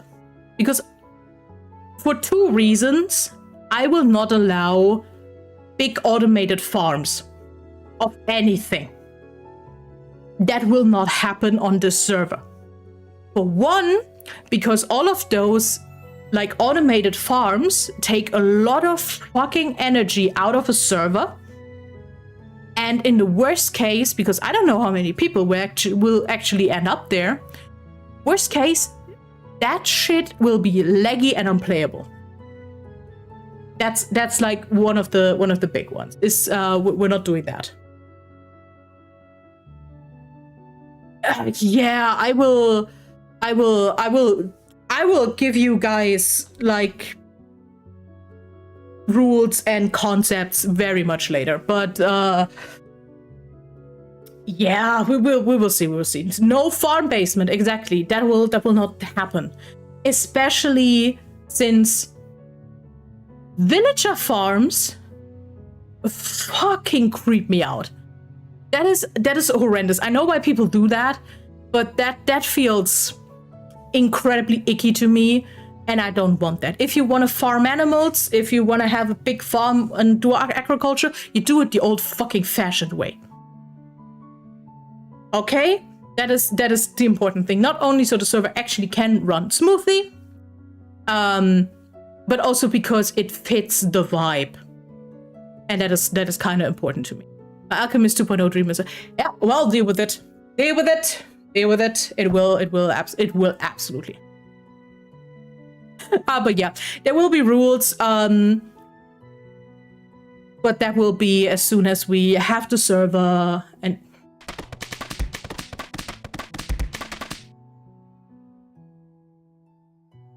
Okay, Marsh will not be whitelisted for the server. Okay, cool. Note that. Please note that down. That was yeah, I'm dealing with it. I'm dealing with the disrespect here. This is what's happening. I can behave, I promise. We will see that. We will see that. But yeah, it will be a community server. You guys can plan things together. The biggest important thing is no one will touch my tavern work in progress, because otherwise I will get really, really angry. I will actually try to make that probably at least a weekly stream for me, because otherwise I will go on that server for 1 or 2 times and then not touch it for a year, and that's not the case. Who should join me down into that can be Marsh. Marsh is very, very known for just digging holes, and that's it. So you can dwarf in the mountains all you want. Oh god. I think I will also make rules actually for the server that you guys can, if you want to stream being on the server, I think that will be fine. But I will also make like rules for that, and that would be cool if you guys, if everyone knows that the people will stream that who are not me. So yeah, but I want to definitely give you the option that if you work on something and you want to make content out of it, you're very, very welcome to do that. But it stays a community server, and that means the only people get in who are in the Discord and who we know, you know. We're not letting everyone on the server just for the sake. But I don't want to say I'm excited, but I'm curious how this will end, because what will happen is I will not be able to stream for 2 weeks for health or whatever reasons. I will go back and I will look around and have a crash out over all the stuff you guys have built that I have no idea how to do that. But yeah, I'm actually really, really curious to see that. Also, I think a Minecraft server is one of the easiest thing to build a community, and to give you guys a little playground to play around. So yeah, I'm curious to see that. We will do we will very much do like a first stream will be basically a community event. I will probably already log in and look around a bit and see how stuff's going. But you guys will definitely, we can definitely start together. That will probably be fun. More or less. At least that's my plan. I would love to have like a communal server opening, where we can map out things a bit. And then you guys can start finding your little spots and all. Making my life good to provide problem. The thing is, I don't even know what materials I want. This will be... I will definitely show you guys the 3D model, because I will die. I will die. But also it probably helps if I have material and can just start building, actually. Will take ages. That will probably be a whole year project for me. But it also means that server will be actually used. Marsh Shuttle's in a co-working studio. Did he? Possible. Why do I have the urge to play Minecraft? I never played it. Community.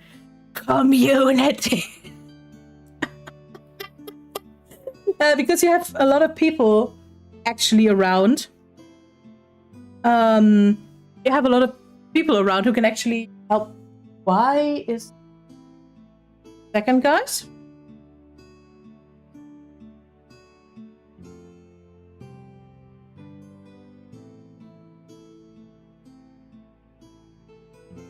Okay. Oh, everyone is already in position. Yeah, it's Minecraft. It's Minecraft. It's always what happens. You tell people, hey, here's a little thing you can play with, and they're... Minecraft is... That's the thing. I don't like Minecraft. Which makes this even fucking funnier. Minecraft is... I'm so not the target audience for Minecraft as a game.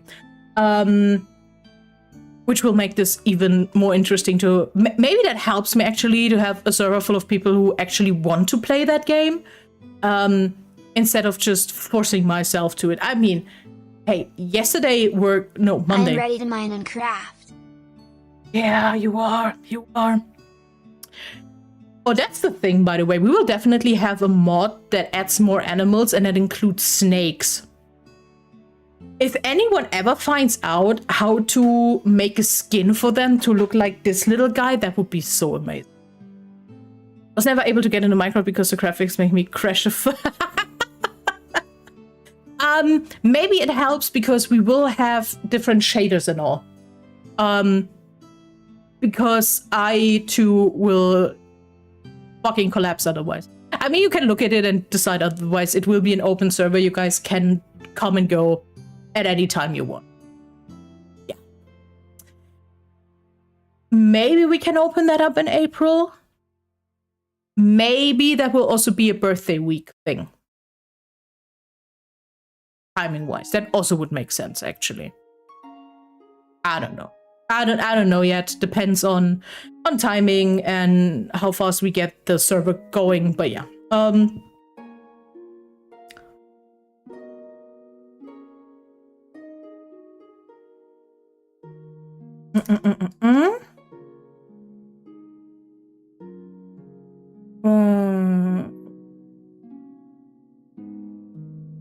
Yeah. But yeah, if you're not already on the Discord, please join the Discord, because all organization and whitelisting and will happen on that Discord.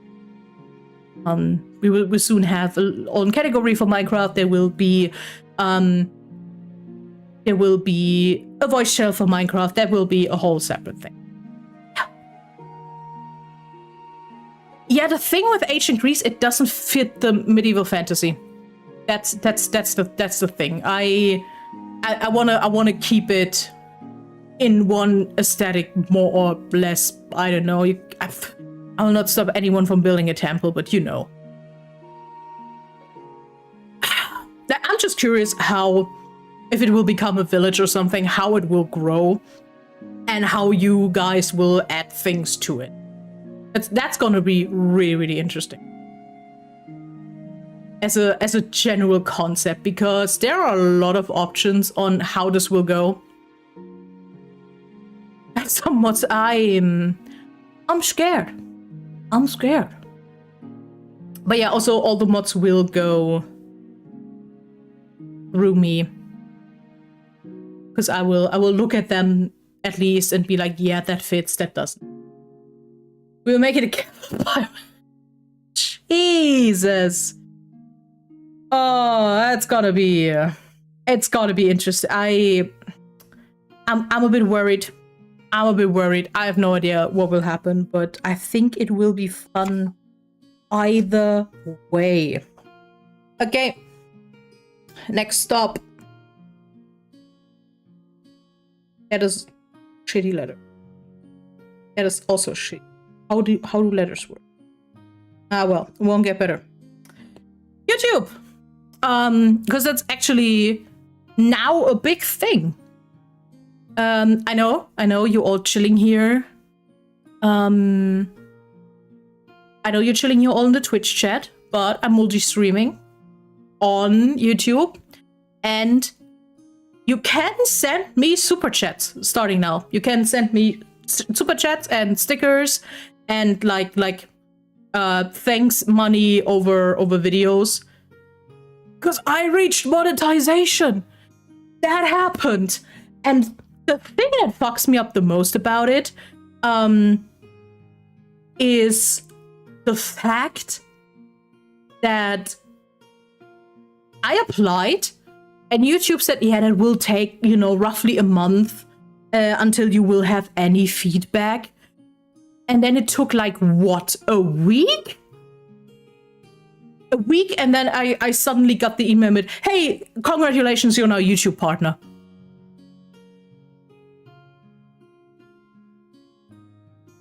What? What? That is insane to me. Because that right now just means I have supers unlocked. This is the only thing I have unlocked at the moment. I don't have memberships yet, and I don't know why. And the actual... Okay. Let me write things. Let me write things down.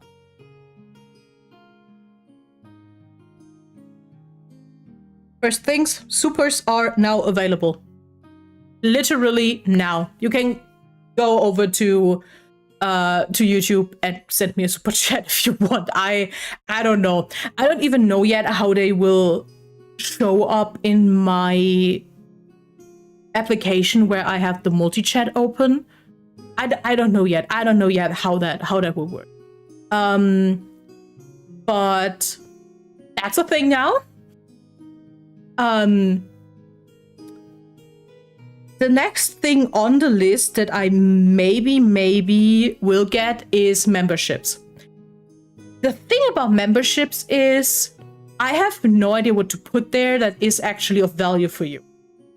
If I get the option, I will probably still activate it so you guys can have actual emotes. You can have my emotes also over on YouTube. I think that's the coolest thing. And I also know you guys will get uploads actually a day or two earlier than everyone else. I think this is fair. But I have no idea yet if I can make membership streams or any other cool special shit. I do not know if I have the energy for that. Especially considering that I now realize that YouTube is actually a viable option for me to do content with and grow there. And I don't know what to do with that yet. Also, I can't do memberships yet. But hey, we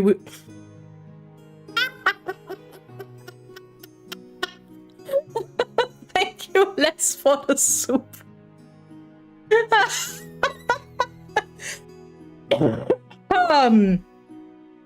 That is insane. That is so weird.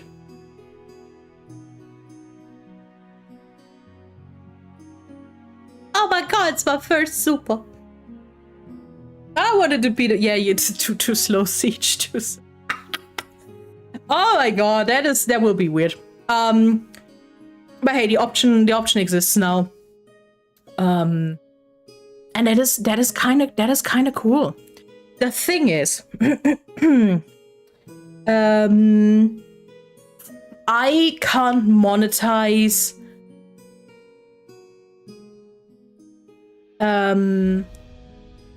I can't monetize any videos yet because YouTube monetization has two hurdles basically. I now got over the first and I'm in the partner program, but there is actually another goal here. So I can actually monetize videos and get money out of views. And that's two hurdles. That's 1K subscribers, aka followers. That looks like. Oh, that's Burst. Let's. That's 1K subs. I'm at the moment at geez, I don't know, 700 something. So that will be a bit. But honestly, my growth is 714 is the current number we're working with. That's still a bit away, but also the epic reactions gave me so many subscribers. Who knows? Who knows how bad it will actually be. And the other hurdle are 4K watch hours, which watch hours is probably the hardest thing to get because it has to be valid public watch hours. Whatever that means on how that works. But I am looking at my stats at 148, which that's still a good thing away. But hey, we're going there, and then I can actually have ads and can make money from views on my videos. So those are the next goal. More than 75%. Yeah, because the jump's not that hard, especially watch hour wise from 3,000 to 4,000. Weirdly enough, the shorts jump is a lot higher. How many million you have to do in 90 days? That is ridiculous, and it will never happen. My shorts get okay views, but not that much. Yeah, but those are like the next goals for that. How am I getting to those goals? I'm glad you're asking. Because I have like 2 plans on what to do content-wise. The first thing is I will actually record Let's Plays and finish some games. Because what did we see? I started games and then I never finished them, which is absolutely horrendous. And I really, really hate that. I genuinely hate that. I didn't manage to actually finish that, and that includes Chance of Senna for now and Edna and Harvey. I will talk after that blog about like what will actually be like until 2.0 content-wise, but I know I probably will not be able to finish those games on stream, which is really, really sad, but I also want to do them, so I probably will record them. That is the idea, basically, is that I record them and you get basically the rest not as a stream, but as a Let's Play. And the other thing, I will also probably do that for streams and demos where I'm not sure yet if the game is suitable for a stream, but I still want to try it out. And then I can, make the easy thing and actually just record the gameplay.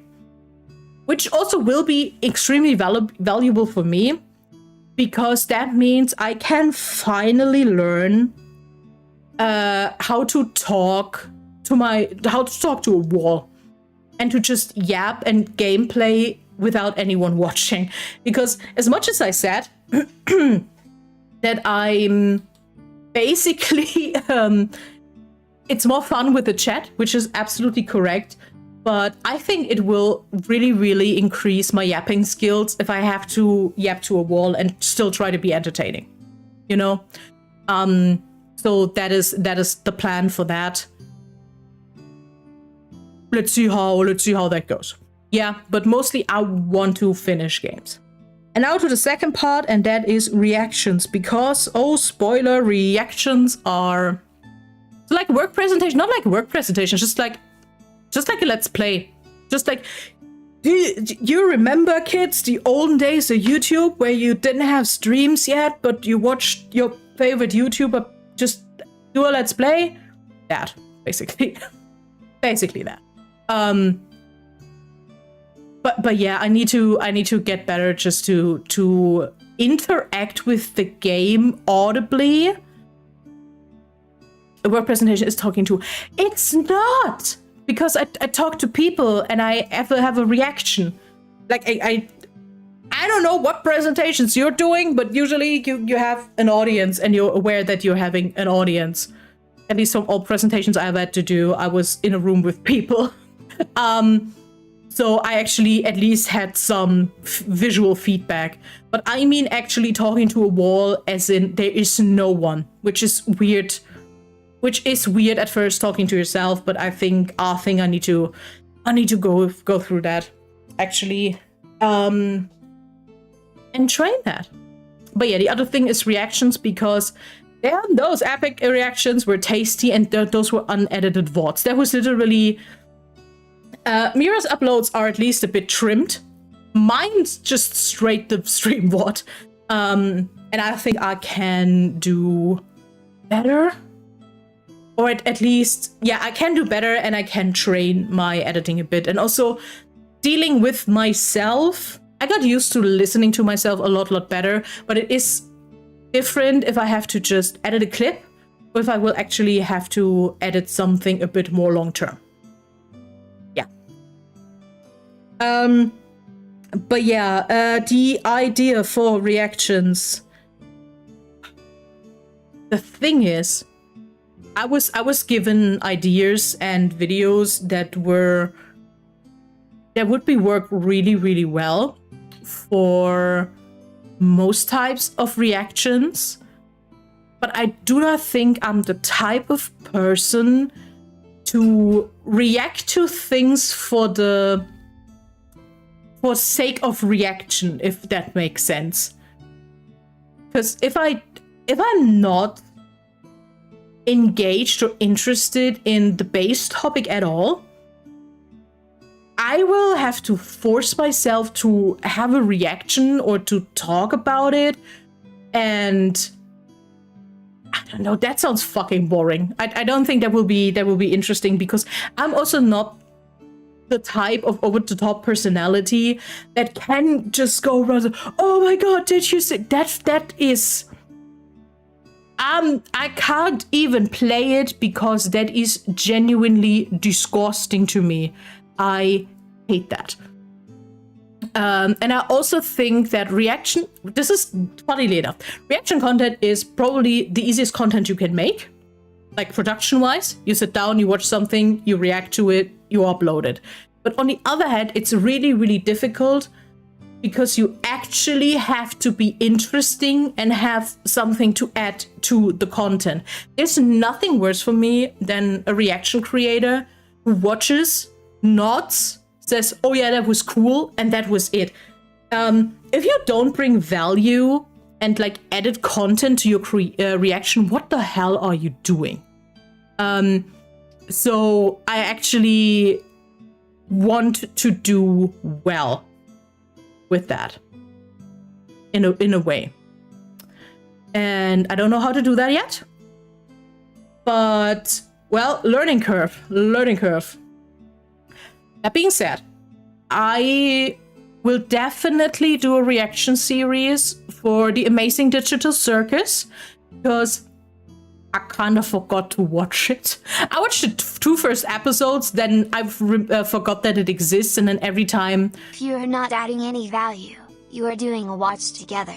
Yes! God, that's so true. That is just correct. That's so true. It's that, and this is not why people watch reaction content. People should watch reaction content for the reactor, because otherwise they also can watch it themselves. But yeah. First thing will be The Amazing Digital Circus, because I watched the first 2 episodes, then I kind of fell off the bandwagon. And I was asked to watch it either way. Thanks for the hydrate. Take it.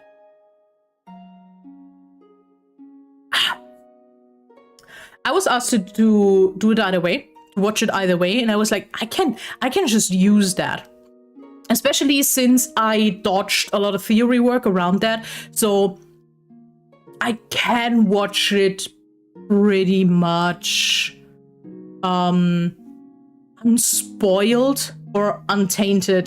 Tainting is that is a bit of a harsh word, but you guys know what I mean. I can still add my 2 cents, which will be hard, especially since a lot of people already, you know, made their own conclusions. So I'm very, very sure that a lot of people will be like, yeah, but yeah, actually, but I also need to learn how to deal with comments on the video. So that will happen. And amazing. Digital. I don't know. And the other thing, because that was absolutely correct, was the, hey, you call yourself collector of stories, maybe you could react to other people's lore videos, which that was correct. I could do that. On the Discord, there's a forum called Suggestions, and that also has reacting content. And I already started to put some links in there of lore videos that were like given to me or whatever. So I will do that, which also means if you guys know a cool streamer VTuber lore video, you can give them to me. Just give me. That will probably be pretty interesting.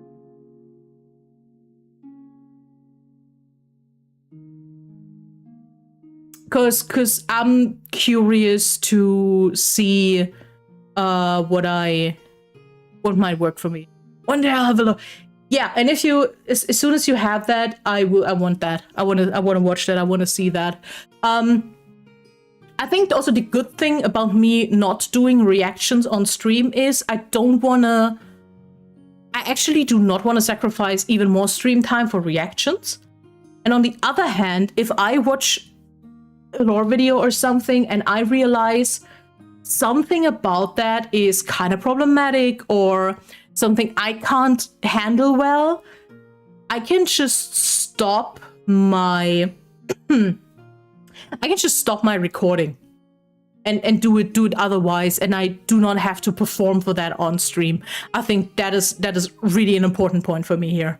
To give myself the option to react how I want, and to also just can say, hey, I need to take a break, or I need to react to that another way.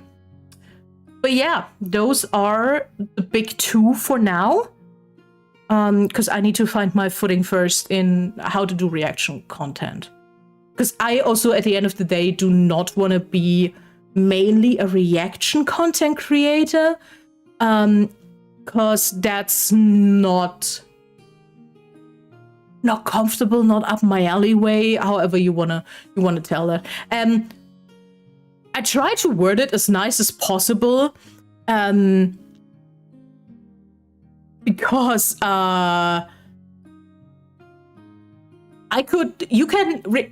since reaction content is really easy entry, let's call it easy entry because it's not hard to do. It's very easy to call it cheap content, which it doesn't have to be cheap content. There is a reason why some reacting or commentary creators have such a big following, because they're actually doing a lot of really good work. And they should be genuinely rewarded for that. I think that is a really, really important thing.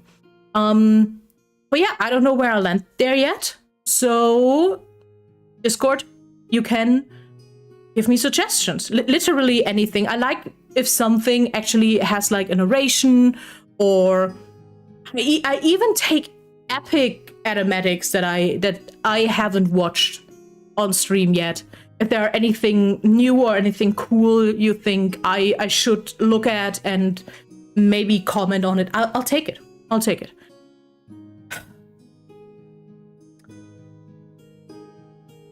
Okay, that being said, I also already announced that this exists, but let me see if that worked.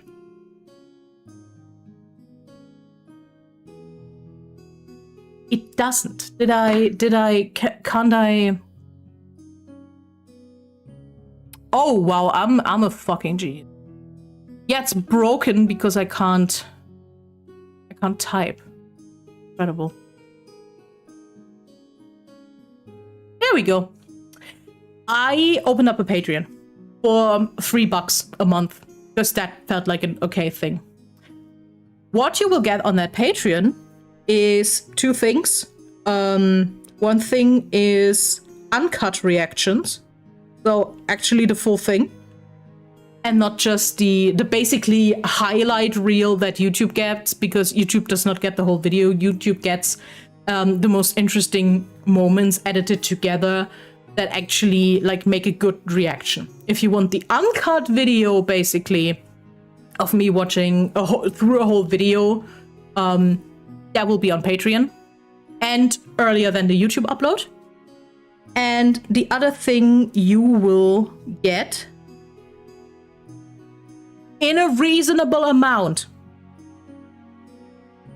aka you will not see everything, but what you will get is a 2.0 model and 2.0 debut sneaks that might contain little parts of my model, that might contain you know, a little lore video behind the scenes, that might be a little lore video, audio clip, you know how, just a bit more teasing and more background. I don't know how to build onto that Patreon yet, because this is mostly for me a way to give you guys basically the unedited reaction content somewhere safely. And if I make a few bucks from that, hey, I'll take it. I think that's pretty fair. If I realize or I will grow in more facets, I will also probably do more and post more there, but I think that needs to grow organically also with what you guys want to see. This is, I think, at the end of the day, especially with paid content, my biggest thing is I want to give you guys stuff you want to see. Because it does not make sense to start anything and upload content and you guys just are like, this is the most boring shit ever. What do you... Oh, by the way, Minecraft server has now Discord server has now a Minecraft section, including a mod suggestions channel. And yeet your shit in there. But yeah, I know Patreon is a very, very common thing, a very common platform to make like extra money. And I really, really want to be careful with how I use it, because I want to do good content for you guys. Baseline. That is a standard I give myself, is I want you to sit here and have a good time. I hope you guys have a good time, because otherwise you probably wouldn't be here. So I assume that baseline I'm doing something right. But also those streams is the stuff you get for free. So even if you do not like it, you can just, I don't know, skip a stream, be fine, and nothing happens, right? Everything you pay for, that is something I want actually raise my standards. It's something else for the subscriptions here or a membership, because you get emotes out of that. I think emotes, and especially on Twitch, ad-free streams, that's worth the money every month. That's usually why I have subs for friends, because I cannot deal with the fucking ads. And I refuse to buy Turbo, if I'm honest. I'd rather give the money to the people than to Twitch. So yeah, Patreon will be a thing of that will grow. That's why I kept it at $3, because $3 feels like a good in the middle for me. You guys have to tell me that. If you I need to edit shit, I just realized. Holy shit.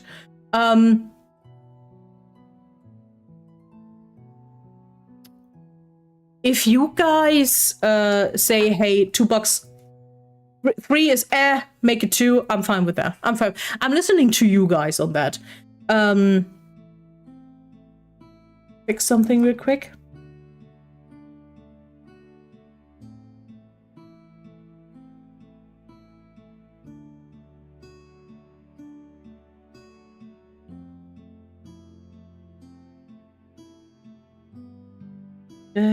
Cool.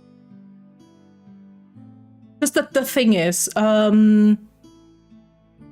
goals overall. The thing is, I know that since I am a disabled, chronically ill person, I will never have a well-paying full-time job ever again. That won't just happen for me, not in this economy, not in this society. So I need to have a plan B. My plan B is finding a part-time job, to have the basics set, and then actually build something here, and manifesting that this might be my full-time job at some point, which is hard, especially in the streamer era, because especially VTubers, because oh my god, is it oversaturated? Because everyone and their grandma is a streamer, which is completely fine. It makes sense. Have the money in this economy? Exactly. Exactly. This is why I also want a cool 2.0. This is why I want to use the time now to actually try to build something with YouTube, just to see if it is viable. Because that would be really cool. That would be really fucking cool. But we will see, and this will be a lot of work, and that's also a thing I would not do if I wouldn't know I have a community. Because otherwise, difficult. But knowing that there's people sitting here who are watching me or interacting with me, who want to support me, makes it still improbable, but not anymore impossible. And I think that is the big difference for me mentally, to know, to have all the cool, good shit happen to me now, to realize that it's a possibility. And also to see my friends succeed and to grow and to get possibilities out of that, because that means there is an option for that. It's not some weird pipe dream. So yeah. That was what I want. That was what I want.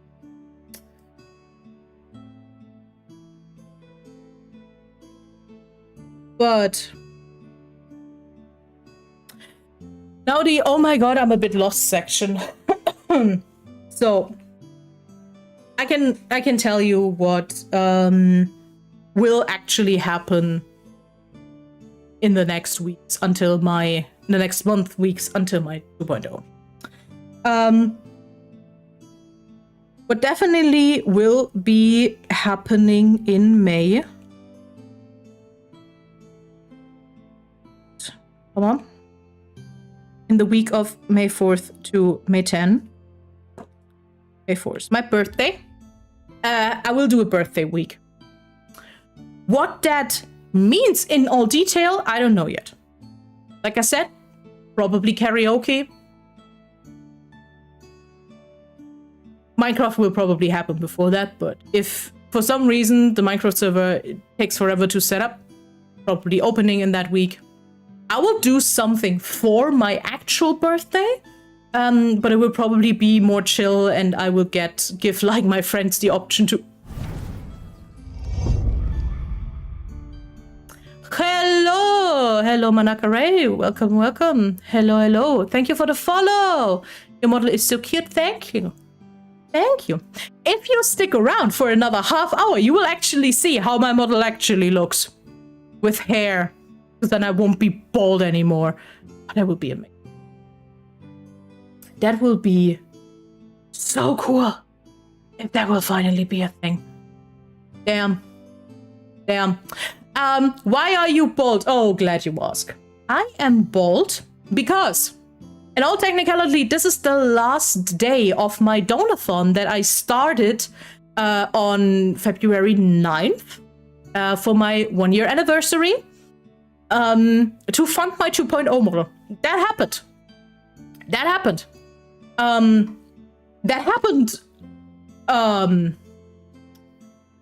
Yeah. That happened to a degree that I did not anticipate. And one of the goals on my Donathon was like, I will be bold for the rest of the Donathon. Thing is, they basically ran through all the base goals in half an hour. So I spent... Does anyone has any idea how much time I spent now bold? But yeah, that meant I spent now a month of streams bold, and that included collabs and all. Because I am, if everything, a snake of my word. But that's why I'm bold. But I won't be in a half an hour anymore. So do not get used to that. Even if my chat will fucking mourn bold Helia. Especially since I have 2 bold redeems, actually. Like channel point redeems. But I will take them away for the next 2 weeks or something to get a fucking break. But yeah, today I'm yapping about, like, already reviewed, like, the Donathon and how that went and what will now come up. With all the little streams they unlocked, like a spicy ramen stream, an Elden Ring stream, League of Legends, a baking stream, a full ass fucking cover song. We're opening a Minecraft server. That will all happen. Whew. But imagine you being so cool that you can eat the hair out of your model and still look. Did you guys know IRL Helia lore? I had a buzz cut almost bald once. I did that and I looked fucking cool. I know I can rock that look. I know I'm still the coolest little guy around. But there is a limit. There is a limit, and my limit is reached. Okay, let me take a sip. Back to that. So yeah, what will definitely happen until my 2.0 in July is my birthday week. There will be a birthday stream. There will probably be the karaoke stream in that week. But the most important thing is the big collab that I want to plan. And that is a collab of Crap Game. If you guys don't know what Crap Game is, Crap Game is the free game version of the show Squid Game, aka Battle Royale. You have a lot of players that have to go through silly games, and the last one who survives is the winner. Now to the fun part. One full Crap Game lobby is 40 people.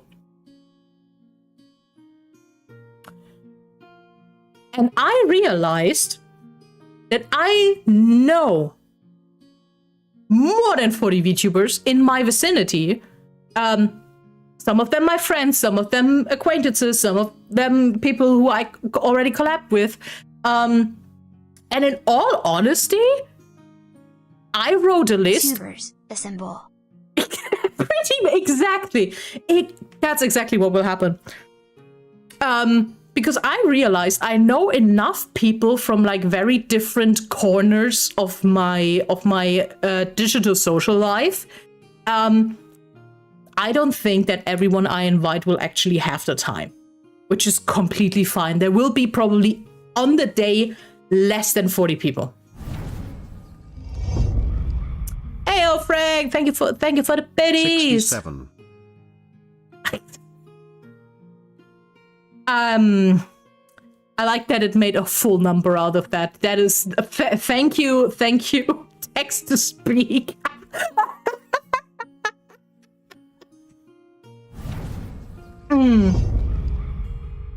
Hello Stumpy! Hello, welcome in. Thank you for the follow. you guys wanna fill up the 500 in the last 25 minutes? Is that what's happening here? Because fun fact, I still have a Donothon goal open that says I will do a karaoke stream if I reach the 500 on Twitch. We're now at 485, aka there's still 15 people away, but you still have 24 minutes left. I don't know if you guys will be able to do that, but I mean, it would be funny. It would be funny. Full account challenge mode engaged. Exactly. But yeah, back to that. I am planning on the weekend of my birthday week, so May 9th or 10th.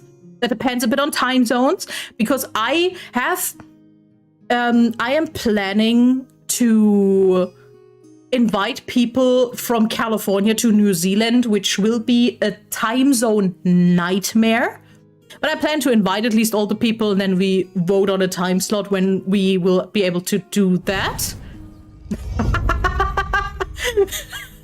Thank you each for the gift. Frank, have fun. Have fun with emotes. That's cute. But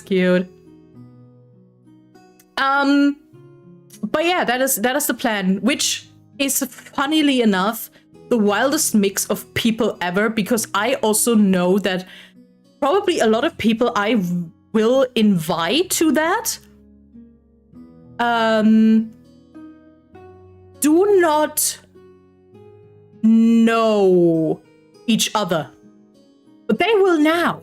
Also, 40 people will be the most chaotic thing ever, and I actually have the plan to use like an hour, a bit over an hour before the actual crab game, to have like everyone in, I don't know, in a call for me for a minute so they can introduce yourself, so you guys actually know who you're watching.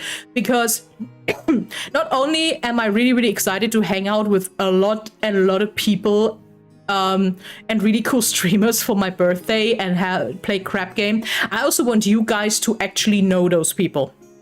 I think that is also an extremely important part that I want to introduce you, because that's invite only. I picked those people to hang out with me. That's sweet. Frank, I'm spoilering that now. You're invited. You're on my invite list. I didn't invite people yet officially, but you're on the list.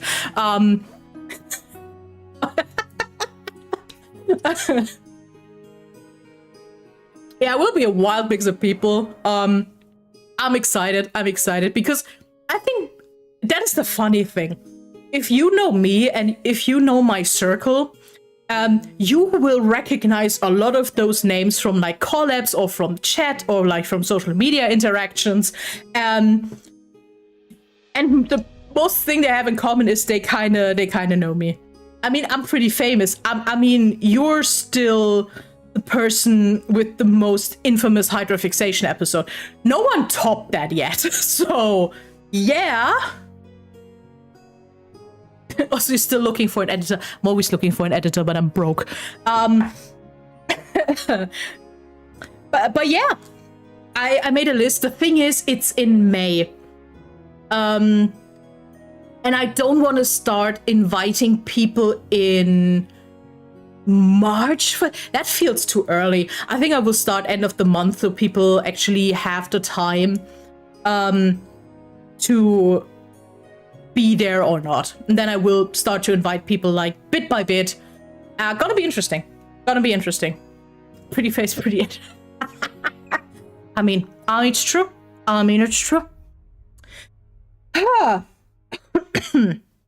Okay. Also, what will happen for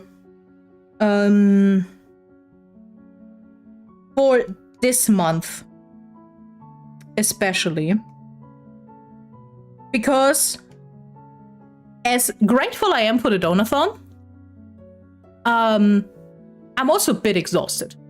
especially with having the timer and having to know that there could happen something every damn time. That got a bit on my mental health. Not too bad, but it happened. So I decided for the rest of this month, I will only do the streams that the collabs I already planned. That means the Billy's Wheelie collab this Friday, Hydrofixation on Saturday. Next week there's a Hydrofixation and I will play Dreadmist with Mizu. And the week after, I will also have a Hydrofixation and the new episode of Movies with Flapjack where we watch our new movie. Those will happen. I will not plan any streams outside of that. That does not mean it might not happen, especially if it's co-working and I need to sit down and work. And I feel like I need the extra bonus.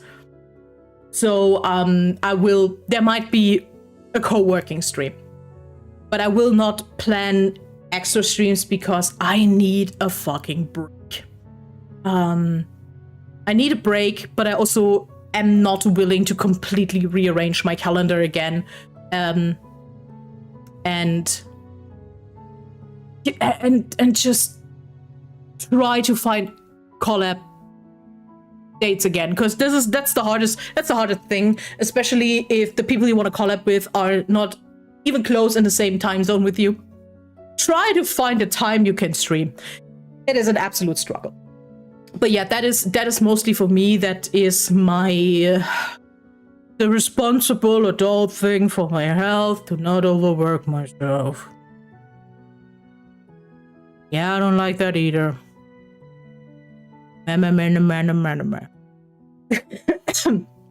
But on the other side, I will use the time I'm not streaming to actually start some other stuff. What that means is that next week I will try to record my first reactions. To at least start that, see how that goes for me, edit into that. And as I said, Patreon will get the Patreon will get them uncut and earlier. And then on YouTube, and just see how that goes. I will start with the Amazing Digital Circus, because I want to watch it either way. And then I have a list of VTuber lore videos going through one by one. But the thing is, I now have a not very good, but I have a functional routine for how to do streams and how to edit clips. That works for me pretty well and most of the time.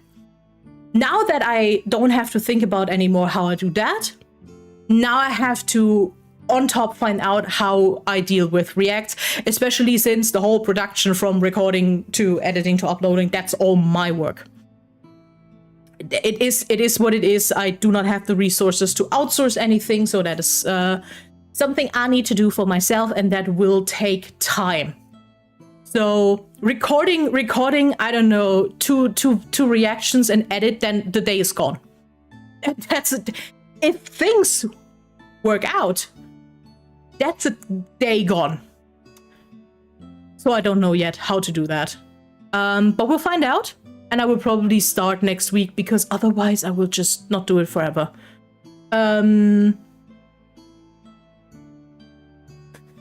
Slowly reacted. I might.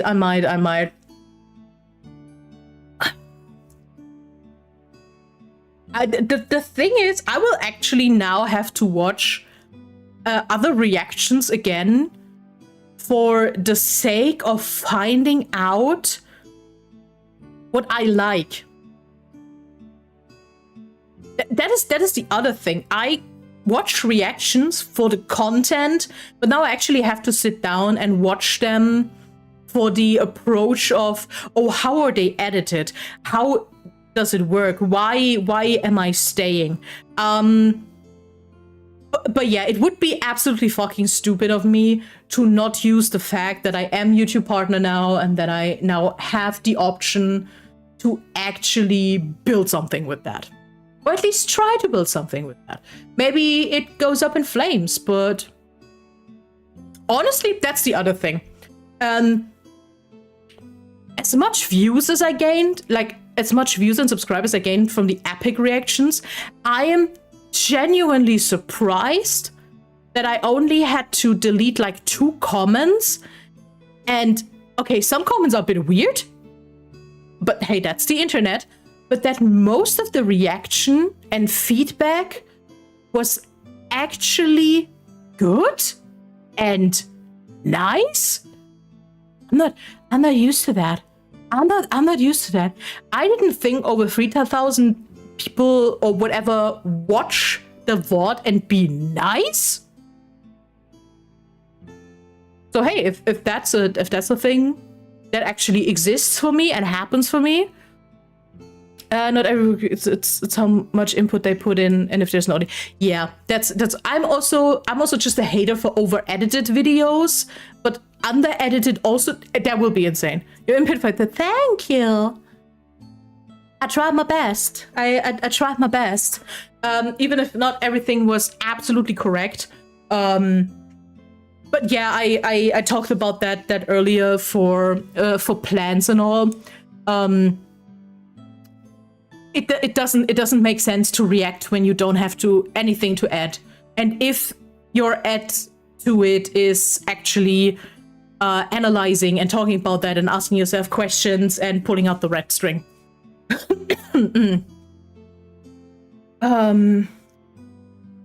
Editing is something I try to teach or think they need to. Oh god, I hate that. I hate that. That's also a thing with clips, honestly. I know that a lot of clips work really well because they're very attention-grabbing visually. As an autistic little snack, I'm dying. I'm genuinely just dying. So I can't even over-edit because that stresses me out. It's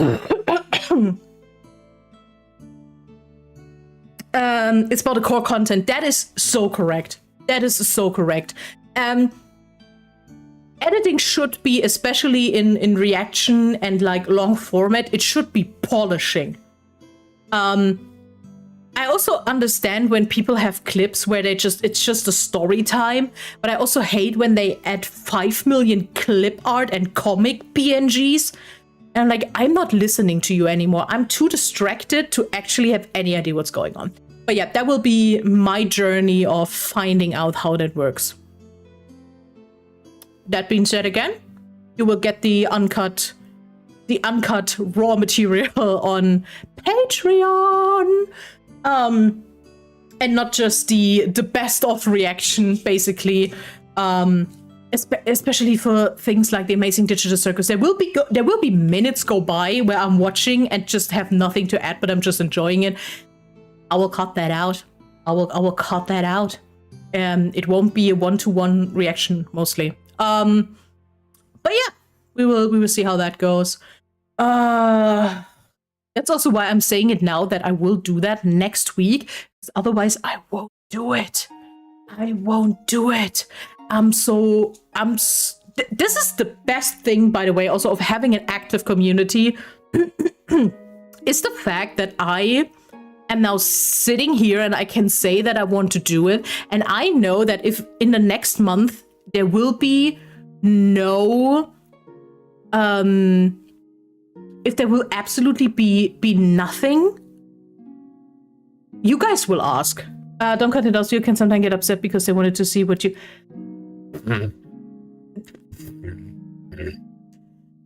Yeah, honestly, that will be a thing of, I will see if that works for me. And if I want to have that in there. Because, hey, I have to... I mean, I opened the Patreon to also upload shit there. If people want the full thing, they can go there and pay for it. Which sounds weird, but I think that this will be a very interesting thing between what I want and what I objectively know works. Because I know you're right. That does not mean I agree with that. But I feel that is incredibly enough a whole content creator problem, finding a balance between what you want to do and what works for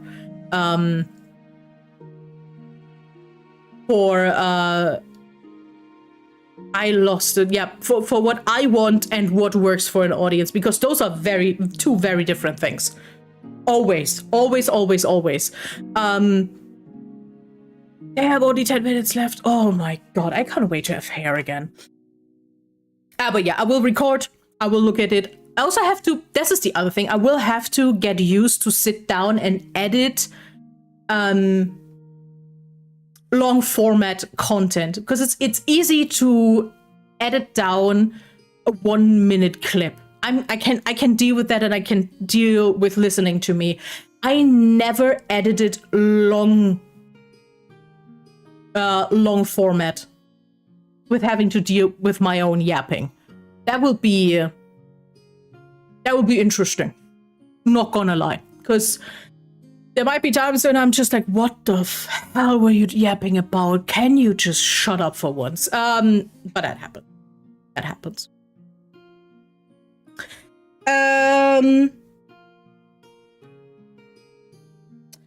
Other than that, here are some thoughts I have about my content in general. Especially now, especially now that I'm at a point where I'm want to take this more seriously, as it seems not completely unviable to me to actually build something here. A lot of work. It means mostly a lot of luck and networking and all that, but we're working on that. We're working on that. Because that's now the, you need to give me feedback, and I know that after almost 3 hours that is a lot to ask, but I hope you're not completely asleep, guys. Because here are my biggest struggles with things I actually know I should think about. That is more a question than a thought. Because I personally think, especially with all the hydrofixations, and I need to cut them down to 2 a month, I think I'm collabing too much. If I look at my streams over a month, I feel like there's way too much collabing. I also need to actually cut down the hydrofixations to be more flexible. So I want to cut them down to 2 a month just to make it easier for me. Collabs are a lot of fun. But the problem with a collab is that I'm focused more on my collab partners than on everything else. And now that I'm actually growing, I feel like I need a better balance with that. Because, which is the most horrible month for this, because I just said, hey, for the rest of the month you will get no extra streams, just collabs.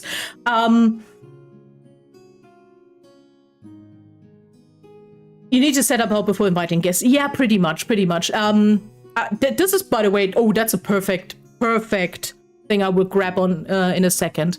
I also think I'm just more comfortable in collabs, especially in small collabs, because it's just easy. I don't have to carry the responsibility and everything alone. I have another person who can be entertaining. A lot of clips I get from collabs is the other person being funny, not me being funny, which is not good. But that also shows that I have no idea when I'm funny. So I'm really, okay, genuinely, I'm very, very thankful for every time you guys make a clip, because then I can look through my clips and see, like, this is something someone found clip worthy. Because I'm shit at looking through my VODs again. I'm getting better at clipping myself, or like just put stream marker so I know that there was something worth it. But overall, I'm very, very bad still after the whole year at perceiving when I'm funny. I know I can be witty. I know I can be sassy. I know that does not always imply funny.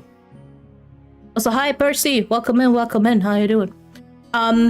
So yeah, keep that up. Clip as much as you clip the house down. Also, Les, thank you so much for the timestamps on YouTube, which is insane work, honestly.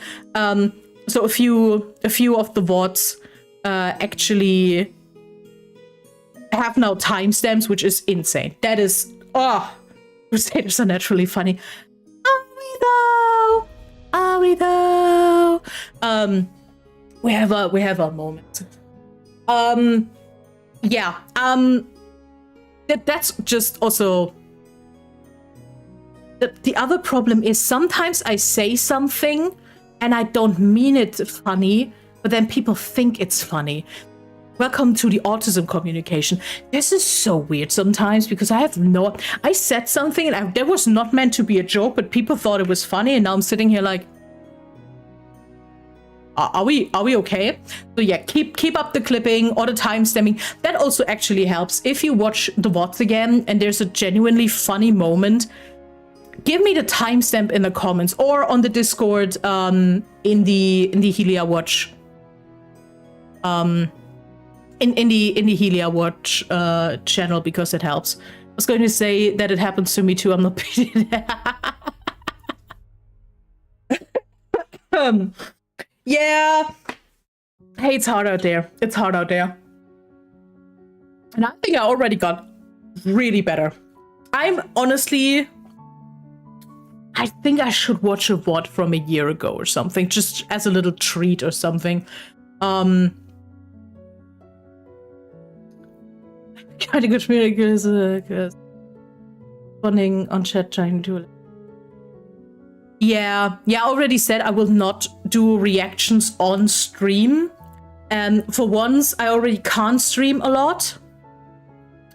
And I don't want to, quote unquote, waste that time with reacting. And on the other hand, especially for things I've never seen again, I'd like to have the option, if I can't just not deal with that React content at all or whatever, to actually be able to just step away from it for a moment and then deal with it. Plus, I also said earlier, I need to train to yap to a wall. Because I realize this is so ironic saying that after 3 hours. I feel like I struggle a lot with just yapping streams. This here now works because I actually have an agenda I'm going through. Otherwise, this would not work out at all. I'm very bad at just yapping for the sake of yapping because I need something to hold on to. I need something to build onto. So actually reacting as it is, or finishing games and recording Let's Plays will probably help me tremendously. 2 more minutes, guys. Yes, I will have my hair back soon. Holy shit. But yeah, to go back, these need to set up the house before inviting guests. That's my biggest thing, and I hate social media algorithms for that. Because every damn thing I hear is, you need to find your niche. I'm my niche, and that is not helpful. Because that is literally a thing where you guys now can just berate me with information, because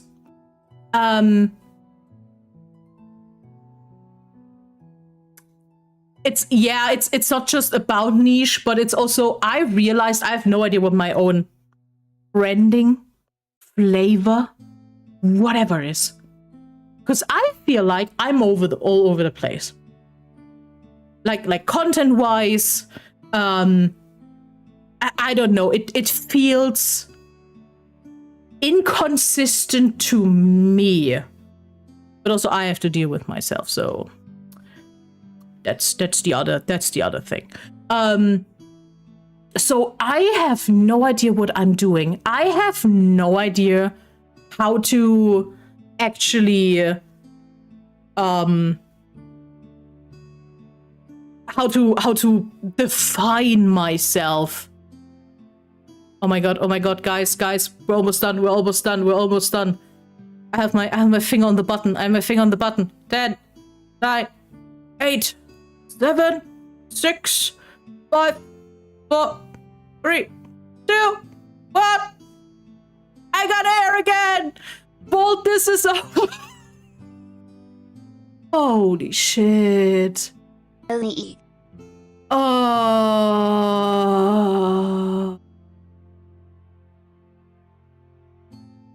Good to be back. Anyone remember my hair? Or are you now all weirded out? No birthday. My Donothon is officially done, and part of the Donothon was I have to be bald the whole day. Who are you?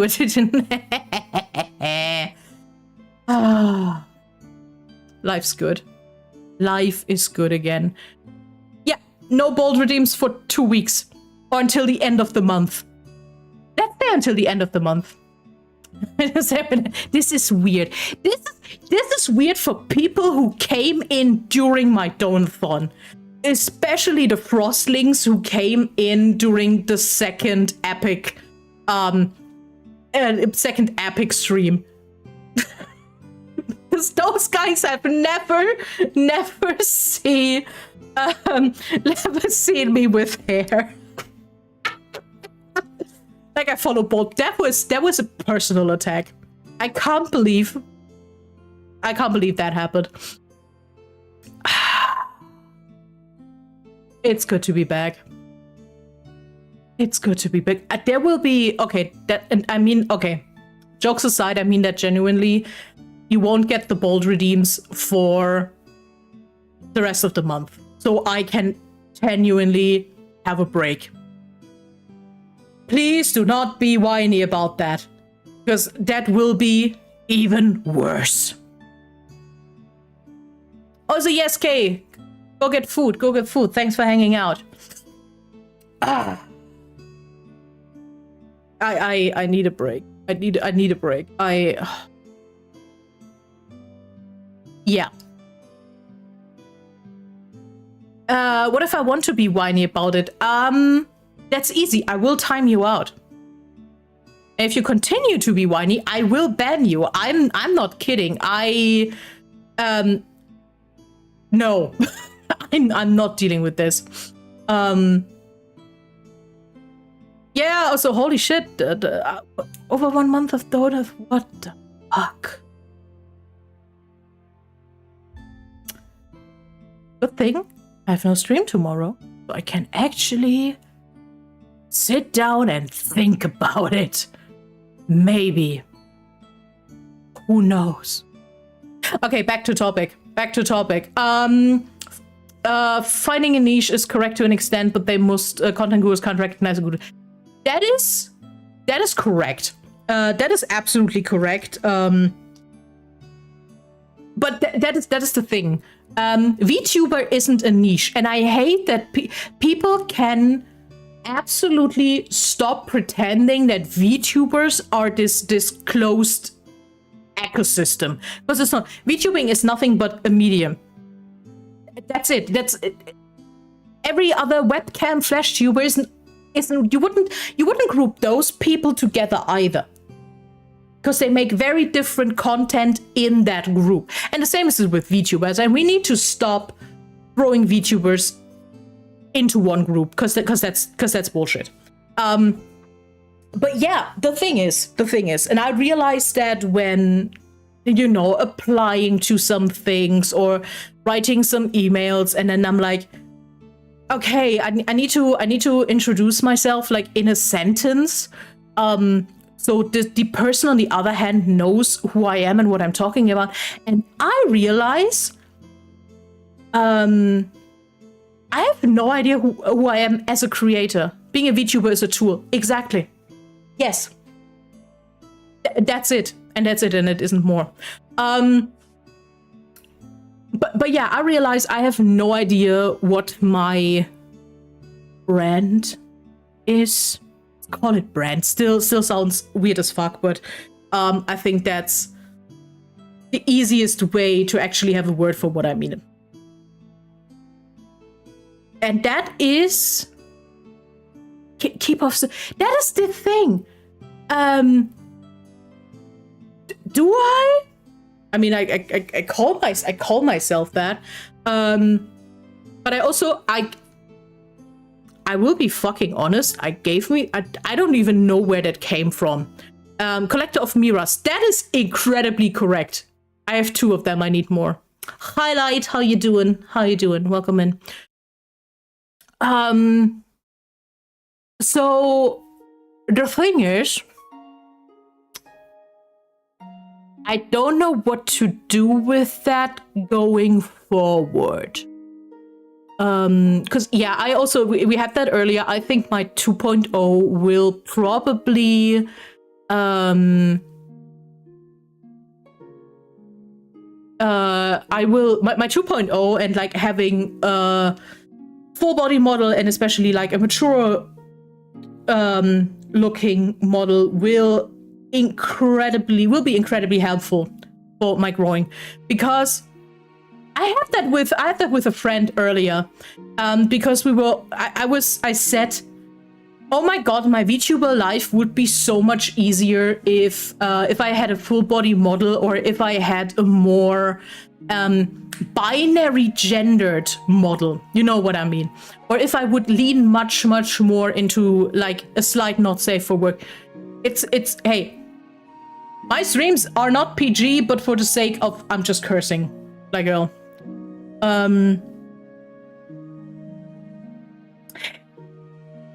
Yeah. That is okay. That is the thing. I'm really good at interacting with others, and like pulling them in and giving them a space. And I have no idea who I am outside of that. Because here's the thing. What I did the last 2 years mostly is supporting other people creating and not creating myself. I'm really good at building projects and building like a good work, a safe work environment for artists to create and to show off their talents. I'm not good with doing that myself. You remember that? Yeah, I have that pin. So yeah, that is such a long list. Holy shit. It's a sign to be diverse, to find out what niche you accept. That is actually helpful. I will go through the Amazing Digital Circus first, because I will actually watch it, and then I will start looking at that list and see what interests me, and we'll go cherry pick a bit. That will definitely be a whole thing of finding out. But yeah, that is the thing. I mostly exist in context of others. This year of streaming is probably the first year that I actually put myself in the front. And even with hyperfixation, half the time I don't do it and I highlight other people. But being more of a managing personality makes it really hard to create myself. Also because I just do not have the practice to create myself. So this is the biggest thing I'm struggling with right now to find my footing.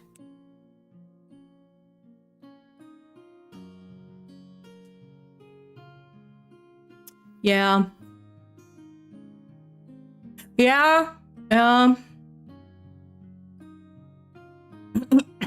Yeah, this is figuring out over time. This will probably okay.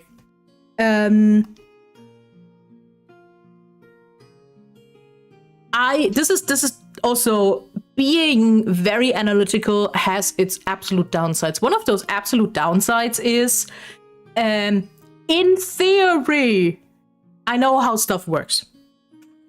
And I objectively know that with my model and my baseline, I made it very, very hard for myself to be easily successful mainstream-wise. Especially since the VTuber realm is still very like baseline anime focused, yada yada yada. I made it hard for myself, but I just decided I do not have the capability, nor the focus, nor the will to mask all the time and pretend to play a person I'm not. Because hi, this is what you get. Yes, I behave on stream a bit differently than I will with my closest friends, but this is just how this works. But I'm not playing a character in that sense. I know that with being especially a non-binary person with an androgynous model who does not do not safe for work content, it's hard. It's hard, and I know that. And I know that I could have had it easier, but this is what it is now, and we won't do that. And the other point is that the moment I commissioned my 2.0 model, which will be absolutely amazing. Yes, my hair is back, fucking finally, and it will stay here. It will stay here for a while. The other thing is, since I commissioned my 2.0 model, and I now know that I will have a model that is fully myself, that is more in line with my original design, that is more mature, and I have more flexibility with this. As much as I love this little guy here, I'm already, and this is very ADHD, ooh, shiny new thing, I'm now mentally between, I know I should use those months until my 2.0 to actually put the work in and experiment and find what works before transitioning to my 2.0. And on the other hand, oh my damn god, do I have no will to focus this little guy for too long. Any teasers of the new model? No. As soon as the model is in my hands, I will do a lot of teasers, and I also said I will give guys a few sneak peeks on Patreon for the model, for my lore video, probably for the merch. I will make like weeks of teaser content on TikTok and stuff, but all in all, I will keep my model secret. I even said to my artists to not stream the work progress, because I think the reveal is very, very important for him. This is also, I don't know, this is a personal thing. I prefer, especially if people have 2.0 debuts. I get if it's your first debut that you're already showing your model and then the rest. But especially for a 2.0 debut, if I have seen your model already over TikTok all the damn time, I'm not willing to watch your 2.0. Personal thing. I will tease it. I will not show it beforehand. That will be a snazzy little reveal for the actual debut stream. But yeah, I'm now stuck between. I should seize the opportunity to having now 4 months. Before my 2.0 to just try out what works, and already being a bit over that, over being my little guy. I was talking about a similar topic to what you brought up in terms of male VTubers and how they struggle. It's tough, but I think the strat is not to try be the same as femme representing VTubers, but more focus on the core concept and convert people to become VTuber fan 3. Yes. Also, it's the male VTubers have it harder. They have it harder number-wise. That is correct. It is way more easier to be number-wise successful if you're an anime girly with insane jiggle physics. But all the backlash and sexism and objectification female VTubers have to go through. Yeah, then I'd rather be a male VTuber with a smaller audience. It is what it is. Also, and that's the other things, I think a lot of VTubers or content creators in general forget that they actually have to have a personality outside their looks. Maybe that's just me. The biggest VTubers are femme presenting, so it's what fans are used to. Yeah. Especially in context of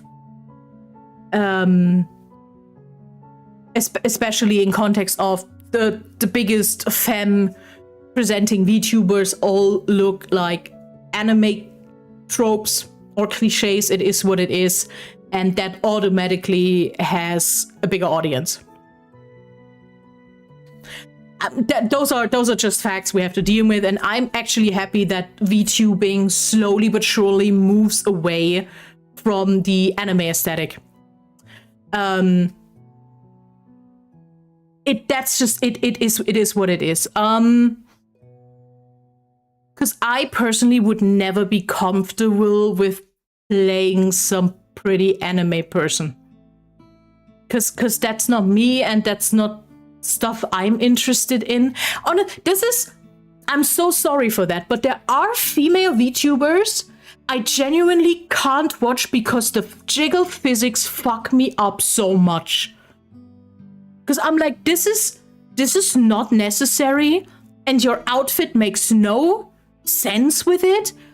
Why do you just nod your head and your boobs just fucking slap into your face? What is happening? So I'm actually happy to now people realize that VTubing is a very, very fun medium to see more and more really creative models. Plate armor jiggles. Yes! Yes! Oh my fucking god, yes. Hey, your outfit is an armor, but holy shit, it's liquid. No, my god. Honestly, I think the whole and when there are no jiggle physics to being too, yeah, you can't win. Especially as a woman or feminine presenting, you can't win. You're lost. You're lost either way. I think there will be a bigger not safe for work angle baseline when I have my 2.0. Because for the longest time, I forgot that monster fuckers exist. I mean it completely honestly, by the way. Until the first person made a comment in the direction, I was like, oh no. Oh no. That is true, and I'm by all technicality a monster. It's not that I'm against that. In all honesty, now openly, I do not have a problem with any not safe for work content about me. For now, because I have no idea where my niche is yet.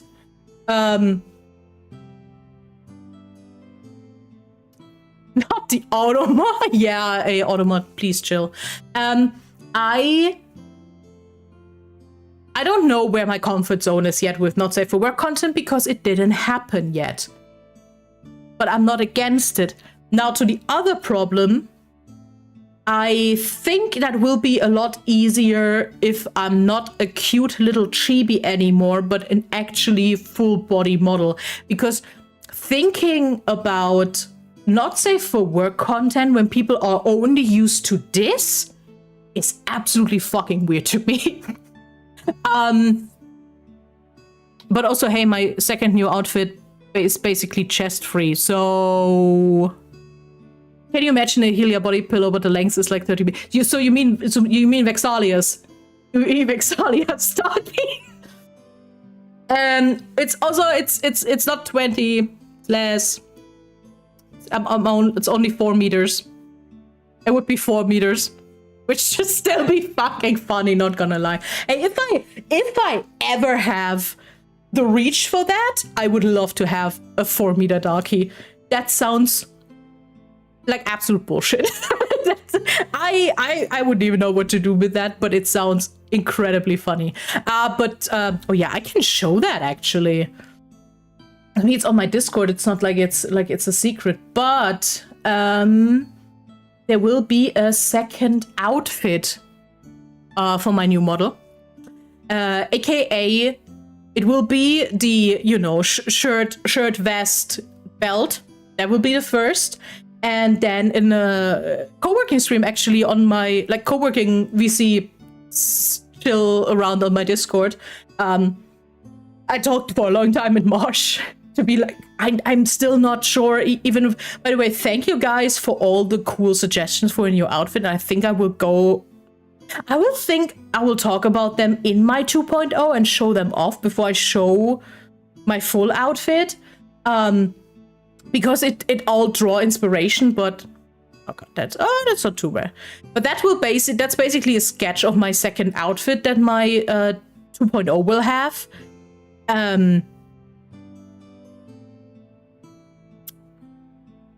Chest out,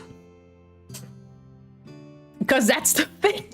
There's nothing to cover. It's scaled. It's a scaled chest. But yeah, that's the idea for a second outfit. So I think the not safe for work content will come along for free. I will also make a redeem that you can change outfits and stuff. So yeah, I'm so excited for 2.0 because it gives me so much more options. Okay, but because I feel my voice slowly giving. Okay, what are the big points of discussion? Is the bold redeem staying? The bold redeem, there will be a new bold redeem the bold redeems for this model will stay, and there will be bold redeem for my new model. They unlocked that via Donothon, and there will even be an extra shiny bold redeem. I have no idea yet how I will do that, but yes. Since this seems to be now an important part of my identity, 2.0 will have a bold redeem. But yeah, just to recap, all the Donathon goals will happen. I just can't tell you yet when, because a lot of them need lead planning. Especially the fucking song cover. I don't know how to do a song cover. I can barely sing. What are we talking about? But they will all happen sometime this year. That's the plan. They will not be forgotten at all. Next big thing, Minecraft server. Minecraft community server will happen.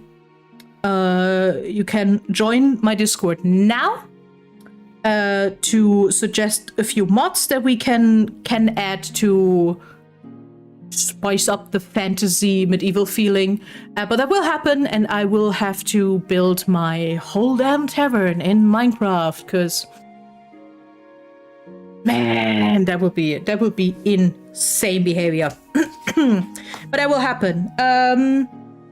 Yeah, next thing, YouTube.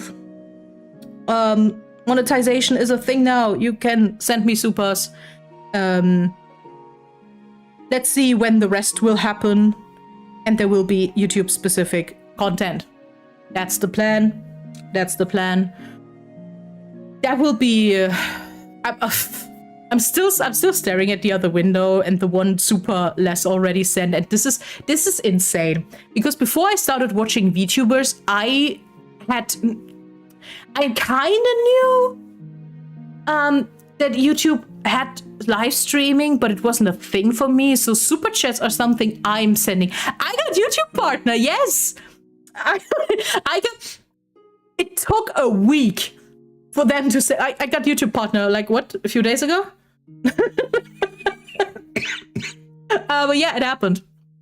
I still need to get to the second rank, aka 1K followers and the 4,000 watch hours. But yeah, literally, that day was fucking heavy. That day was when Siege actually decided to unlock the last stretch goal of my Donothon.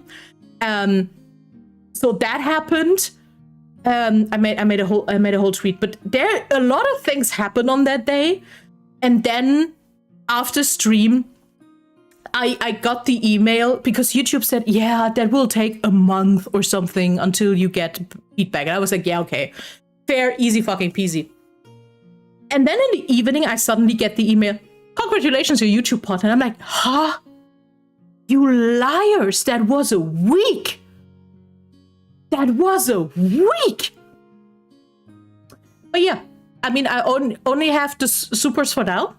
That's the only thing that is unlocked. I don't know how anything else works. I did not sit down yet to deal with all of this, but yeah, I'm a YouTube father. The Earth wasn't. I was not at all. Not at all. I mean, I'm bad at dealing with shit either way, but that was. Oof. Thank you for the super. Thank you. Thank you for the congrats. Yeah, I have to. I don't know what it should display. At least the super happened. I will find a way. I will find a way to get supers in the overlay. Thank you. Oh my god, it's my second super. Oh my god. This is weird. Super chats is a thing I know from other streamers. This is stuff I know from my Oshis. This is stuff I send to people, not something I receive. Weird concept. Weird concept. Oh, I didn't say that actually. I actually plan to make a full cool monetization stream at some point, like YouTube only stream. Maybe when other stuff happened, or we actually reached like the full partner thing. Maybe if we reach the full partner thing, that means 1K followers on YouTube and the 4K watch hours. Because I was thinking about making a cocktail hand cam and maybe making drinks based on some friends of me. Because I feel the need to make a cocktail hand cam for reasons, and then I can explain to people how to make cocktail. I'm sorry, but yeah, that's a thing I was thinking about doing to celebrate that a bit on YouTube, because that is insane and that is immense. I also actually thought about until having a monetization stream to keep like the supers out, and I was like, this is stupid. This is stupid. If people want to send me super chats in the meantime, why should I stop people giving me the money? I do not have the bank account to say no to that. So I'm really happy for you guys to do that. Okay, next thing is, like I said, no extra streams in March. Beside the collabs I already scheduled, aka Philly's Wheelie and Hydrofixation this week, Hydrofixation and Dread Miss next week, and the week after Hydrofixation and movies. That's a lot of Hydrofixation, but it will be fun. I'm really excited for all the topics. Especially next week when I will learn about the horse game finally. Finally, I will have something here who will explain horse girls to me. That's the one I asked for, actually. I asked for an Uma Musume Hydrofixation, and I get it, and it's fucking hard. It's Uma, because I do not get what's happening. I watched a few, I have no idea what's happening. I'm happy that someone will explain it to me.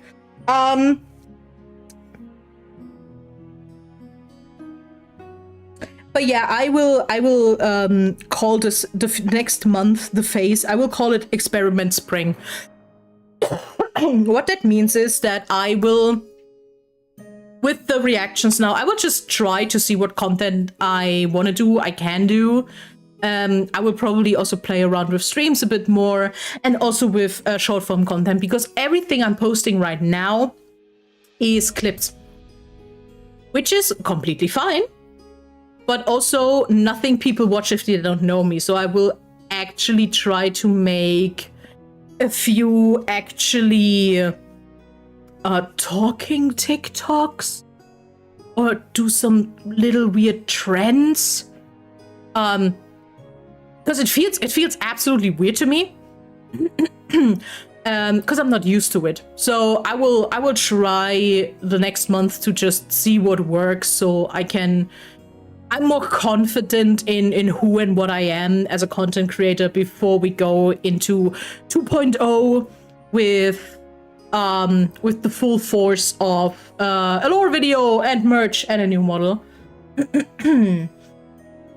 Oh my fucking god! I wanted to see if I can show you guys some exclusive frame from like some screenshot from the lore video work, and I just saw.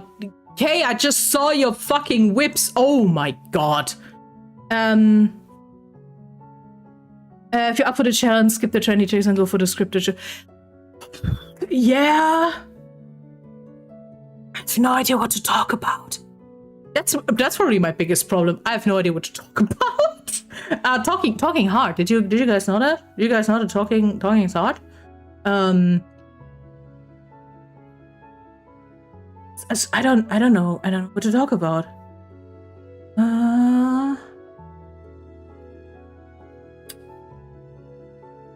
Can I find any screen? I wanna show you guys some cool.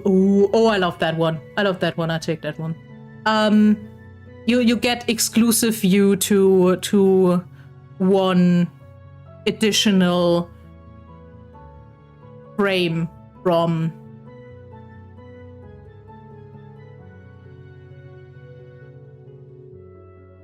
the lore video. Locasex is talking hard after 3 hours of professional yapping. Yeah, because I had an agenda and I have a chat. I knew what I was supposed to talk about. Story times are like, I don't know what fucking stories to tell. I don't know how that works. But yeah, before I will end this stream, I will show you another cool art piece, vague art piece without content from my lore video. Thank you for the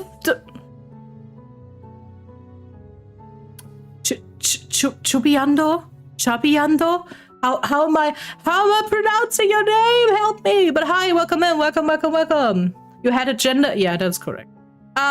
Here, look at this. This is an art piece that is a frame. Like Chewbacca. Oh, now the people are coming. Cece, thank you for the follow. Holy shit. That's fire. Indeed. That is drawn by Saya, who's also my storyboarder and basically art director, because she now picked up some art we still had to be done. And look at this shit. What? Look at this. This is excellent.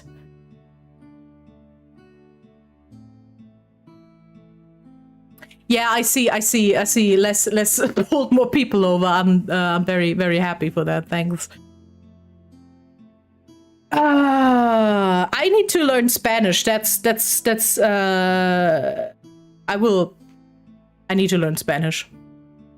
need to learn Spanish. This is all I'm realizing here. But yeah, I'm so happy that I have all those artists who actually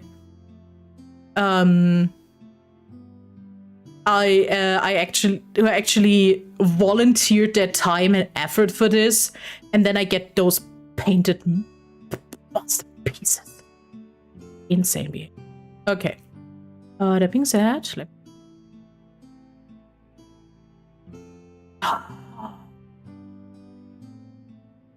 is she ever need to? Good point. I don't even.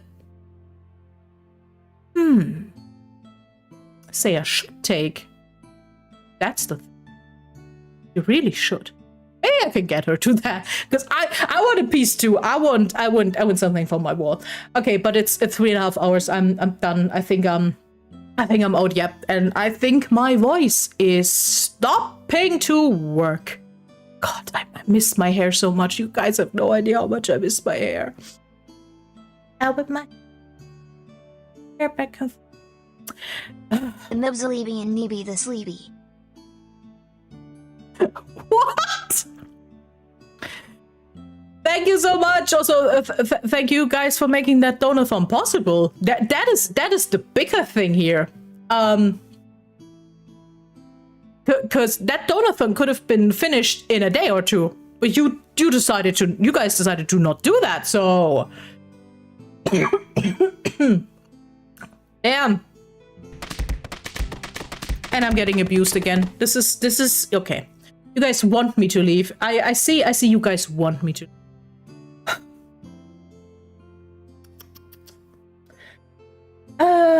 While I am looking for who to raid into.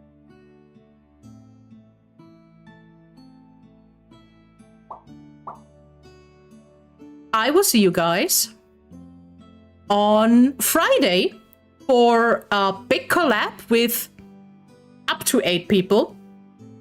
We might be 8 people. It's planned for 8 people. I don't know if everyone will be there. But we were playing Billy's Wheelie. Billy's Wheelie is a racing game, and we are little hamsters. That's it. That's it. We're little racing hamsters. That's the whole concept. It's gonna be... but yeah, I will play with Mizu, Gonmas, Rio, Dese, Bonsuli, Bella, and Lexi. So a good chunk of those people you already know from my channel, and also the people from the Yap Yap collab.